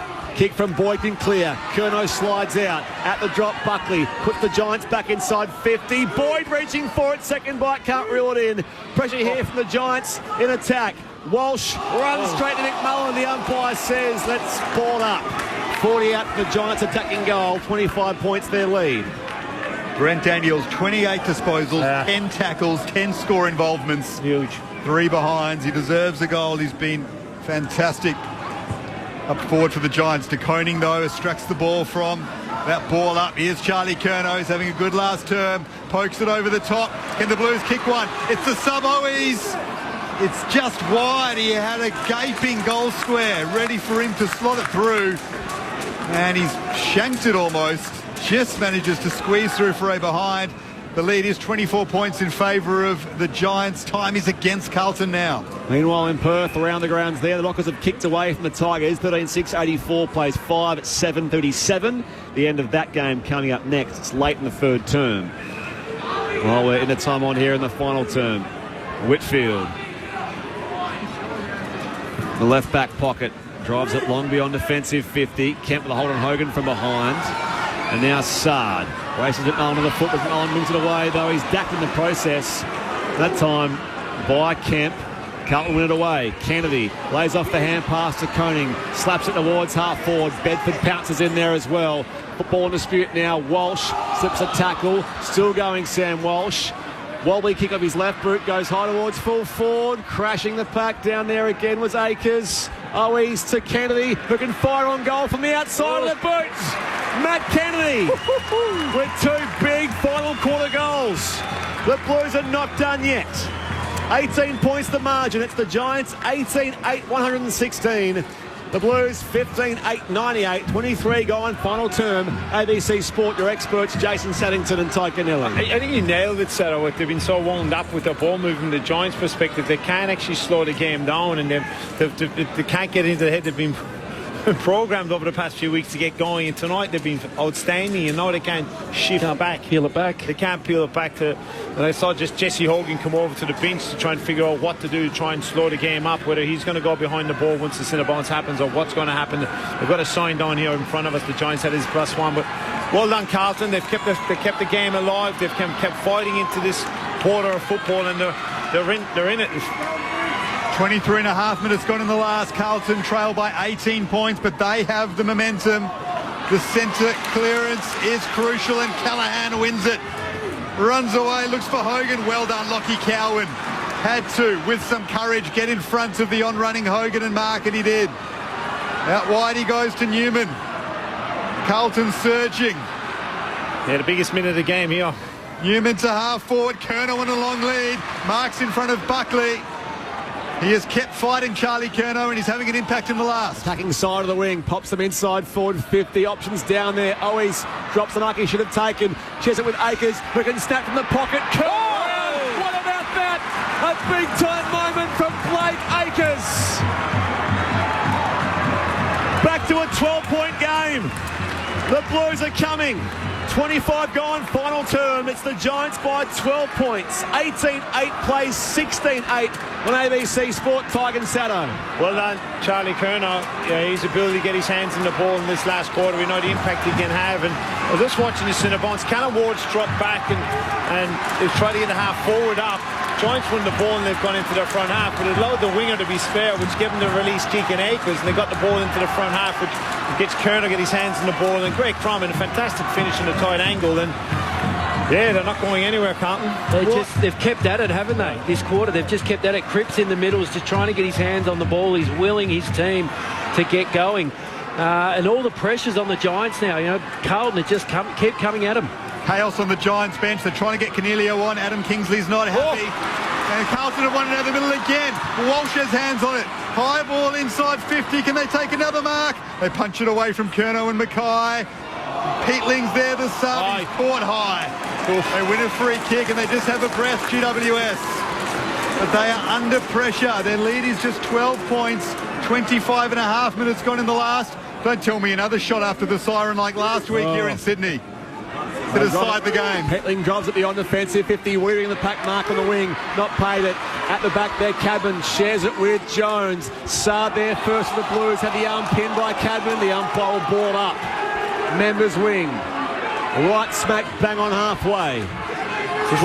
The Giants are now just some stoppages. Tight, yeah, keep it tight. 12 points the Giants lead. Cripps, it's left there for the Giants. Peatling back to Daniels, turns his kick.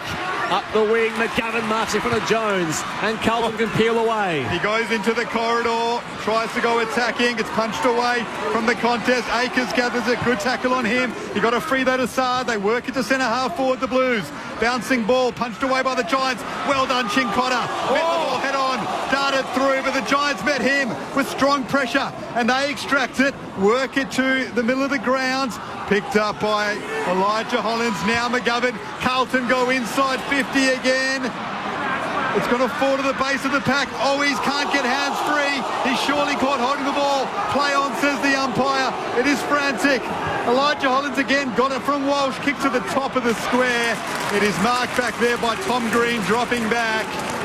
The lead is 12 points, and Giants fans have their hearts in their mouths as their team tries to hang on. Clean 2 goals the margin. The Giants go beyond defensive 50. Kick was too deep for Kemp for the Blues. Cornelio tries to paddle it away to Ward. Free kick. Wins the footy away. It is a free kick for a hole going the way of Cal Ward. So the Giants with possession at right half back with 90 seconds and change of actual game time left. 12 points their lead. 28 going final term. Short just trying to take the sting out of it, yeah. Finally. They got the killer whale sign there, which kill the momentum, as we believe it means. The Giants looking for their 9th win of the campaign to put them back inside the top 8. Big pack on the outer side. Cadman up in front. That's better. The first time we've seen it tonight where he's actually launched and released from his opponent. But now he's turned it over, looking for Iden. Just when he took a big grab, Aaron Cadman. He's given it back. He goes in there with a big second effort though on Newman, and he'll happily wrap this up. He falls on the football. He's holding the ball. That's right. But still hope for the Blues. Gee, the kick inside. 28 minutes gone. They've got to go forward and try and kick a goal quickly, Carlton. Cadman After taking a big grab, makes a mistake. The Giants need a stop here. Carlton need a quick goal. Bedford punches it away to Ward, and now Iden. That might be enough for the Giants. Off half back, Perryman runs into Cripps, who was taken high. Umpire saw it go out of bounds for a throw-in before all of that. So a stoppage on the outer side with 32 seconds left in the game. Blues need 2 goals to level it up. Yeah, they have to win this clearance. Not too sure you'd have a forward. You're 2 forwards, the Giants. It's really poor, off the point of view. Roll on up. There's a minute left in the play. Who cares? Riggs lays it down. Cripps there first, though, for the Blues. Ball dispute on the wing. Daniels lays the tackle down there. On the ball carrier, Elijah Hollands. Comes back to Toby Green. He slips over. Hand pass, though, wide to Cornelio. Coughed up down there by Cadman. Wiedering can kick away here for the Blues. Is there enough time, though? Kick was smothered. Falls to McGovern. He parries it away. Again, Cripps to Walsh. Chincotta back to Elijah Hollands. The brother Ollie, 55 out in the full-time siren. The Giants hang on. What an exhilarating game of footy. And the home side wins by 12 points. Well, there's a big, big sound from the west of the town. It's the sound of the mighty Giants. Feel the ground is shaking. The other teams are quaking in their boots before the Giants. We take the longest strides and the highest leap. We're stronger than the rest. We're the greater Western Sydney Giants. We're the biggest and the best. And we will never surrender. We'll fight until the end. We're greater than the rest. What a crazy game. The Blues led by Bunches 39 points late in the opening term, 33 points at quarter time. The Giants' biggest lead after kicking from that point 14 goals to 3 at three-quarter time was 36 points in their favour. In the end, the Blues come back, but not quickly enough. The Giants hang on to win by 2 goals for their 9th win, and as of right now, they're in the top 8. Well, there's a big, big sound from the west of the town. It's the sound of the mighty Giants. Feel the ground is shaking. The other teams are quaking in their boots before the Giants. We take the longest strides and the highest leap. We're stronger than the rest. We're the greater Western Sydney Giants. We're the biggest and the best. And we will never surrender. We'll fight until the end. We're greater than the rest.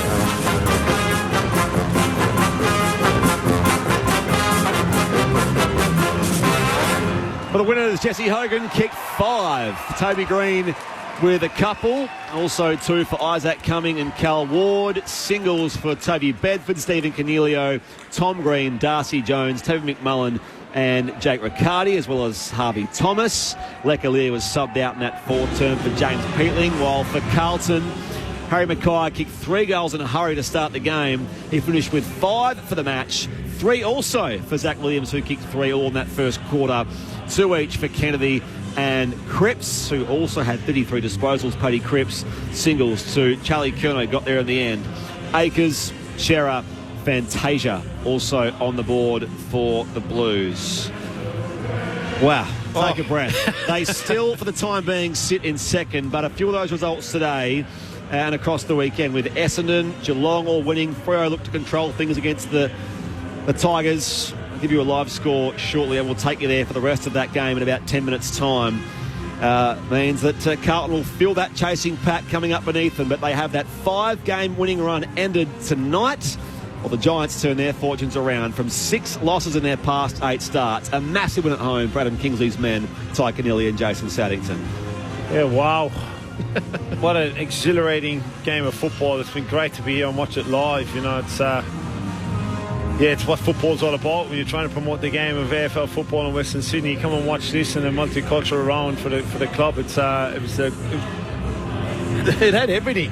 It had everything from momentum shifts. It had some strong marks, some strong contests. It's a very clean and effective game. It was fast flowing. It was a real joy to watch, and a great result for the Giants. It's sometimes you need a game where you're playing a top 2 team when things haven't been going well for you, and the signs were coming as far as getting the personnel back, so they had some strong personnel and leaders coming back into the team over the last couple of weeks, and you get a strong opposition up at home. It can really catapult your season, and that looks like the way it played. Now at the end, they narrowly gave it away because they were focusing going so fast and trying to play 100 miles an hour, which they hadn't been doing for the past few weeks, and they weren't able to pull it back. But fair due also to Carlton, obviously, to keep going, keep staying in the game and getting after it. And it was the best game of the year for mine. That's the bit that says a little bit about both sides to me. The Giants to be 39 points down and then to find your groove and come back and hit a 36-point lead themselves. Says that they are dangerous. They're a top 4 team. They can challenge. But also Carlton, to go to be in the position where they got themselves into the game, to actually still dig in and fight back and get a sniff again late in the game, says that Carlton's a team that if things aren't working, they're still dangerous. So you've got 2 teams that no matter what position of the game they're in, they're actually very, very dangerous. They can score and win games of footy. So to me, that says they're both very good football teams. Couple of things quickly. Freo leads Richmond by 44 points. We'll get you there shortly for the rest of that game. Some breaking news about Christian Petrarca of Melbourne. He's in hospital tonight facing possible surgery for appendicitis in the coming days. This is not related to his previous issue with his spleen and ribs from a couple of weeks ago, but can't take a trick, Christian Petrarca. He's appendicitis, they believe, and he's in hospital. It's emerged in the last sort of few minutes or so, that news. So how did the game change? The clearances were 18-7 in favour of Carlton at quarter time. They finished up 45 Carlton, 44 GWS. Yep. They just flipped the game on its head from the second quarter onwards, GWS in their midfield. What did Adam Kingsley do? How did the attitude change? Because it was amazing watching the contrast from quarter time onwards. Yeah, they just made it a fight, didn't they, around the ball? It was too easy in the 10-minute period in that first quarter where Carlton scored heavily. It was just coming out of the middle way too easy, and there was no contest, there was no body work at the stoppage itself. Clearly they went to work at quarter time and got some accountability piece. And I think Bedford's influence in the second half, but it was really that second quarter when they turned it around as a midfield group, which to Jason's point, they've got an ability now as a football club that no matter what's happening with a 39-point against you, to be able to flip that as a football team and as a midfield group on the back of Briggs. I think he's had the best game for the year, and his ability to actually put a contest and be physical around a ruckman in the Coning that's playing really, really well. So it was a great shift and showed a lot of maturity and resilience in a group to actually turn it around. And then Carlton showed the maturity and resilience in the last quarter to actually turn around, like to your point, Jason. Yeah, well, Carlton's got the match winners, haven't they? I mean, Cripps was the one that lifted in the last quarter to get him going in. And probably Bedford did the job of him, certainly in that third quarter. Kieran Briggs, you did just mention, I think he's one player that... I mean, him and De Koning had a really good battle in that first quarter, but from then on, I really feel like Kieran Briggs was the player that probably dominated that role in the midfield and really helped the Giants get that ascendancy in the middle. It allows Tom Green to free up and start getting the footy. But it was the big man and his follow-up work. Yep. He was aggressive, he was chasing. Giants make their way off the ground. We'll get you the 3-2-1 ABC Footballer of the Year votes if we can, Tig and Sato. I think we've got a few seconds before they reach Poppy in the rooms. Who's doing the votes tonight? Have we worked this out? It does. All right. Under the bus. Okay, under the bus. Yeah, you can wait. It's all right. We'll get it. Oh, it's all right. Whatever. I'll do it. Oh, you want to do paper, scissors, rock? Oh, this is old school. Right, we're getting into the song. Poppy, just call them in for us, Poppy. What are the scenes like down there? There are heaps of friends and family. There are past players in here. There's a past players function. You can hear it's very noisy. They're all funneling in, led by Toby Green, their skipper. Loads of past players, loads of handshakes, lots of high-fiving. They're just huddling up now. Toby is gathering them in a bit of a circle. They're grabbing the sports drinks, and I imagine that is to pour on debutant Joe Fonte with a win in his first game. They're huddling around, getting ready. He's being pushed into the middle of the huddle. He's a little bit reluctant. I'm getting absolutely covered in sports drink here, as is Joe Fonte. Here we go.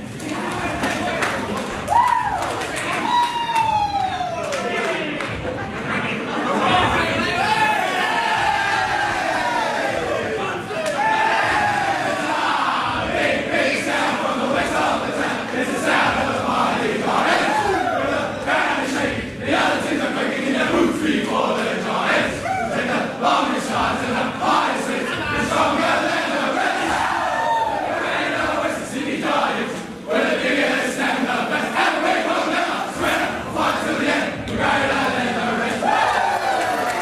Great stuff. Thanks, Poppy. Back to you shortly. Your 3-2-1, Sato. Who are they?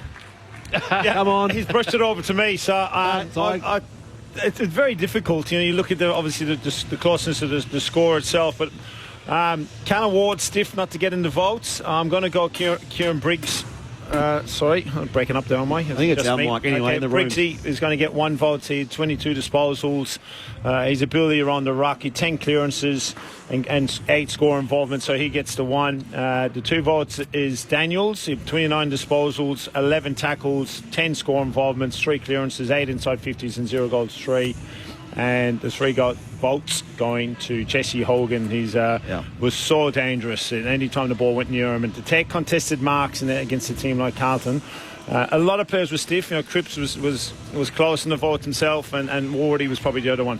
3 Hogan, 2 Daniels, 1 Briggs. By the way, next week the Giants are away to Richmond at the MCG. It's on Sunday afternoon, while the Blues have the Bulldogs at Docklands in the Saturday twilight game. I think we might be able to get some quick reaction from the rooms. Otherwise, we'll down get to here, Poppy. Down to you. Down here with Joe Fonte in his first game. He's absolutely soaked in sports drink. Joe, how was that? Yeah, unreal. Was that the best game of footy you've ever played? Yeah, probably. Yeah.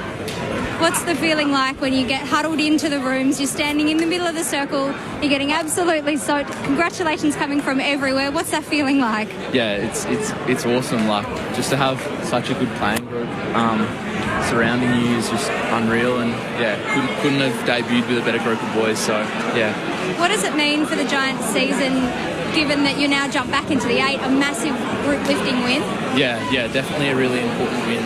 We had to get the job done today to have a real shot and make it to finals comfortably, so hopefully we can carry this momentum into the next few games we have, and yeah. What's the week been like for you, given you've been told you're debuting, friends and family come across from Perth?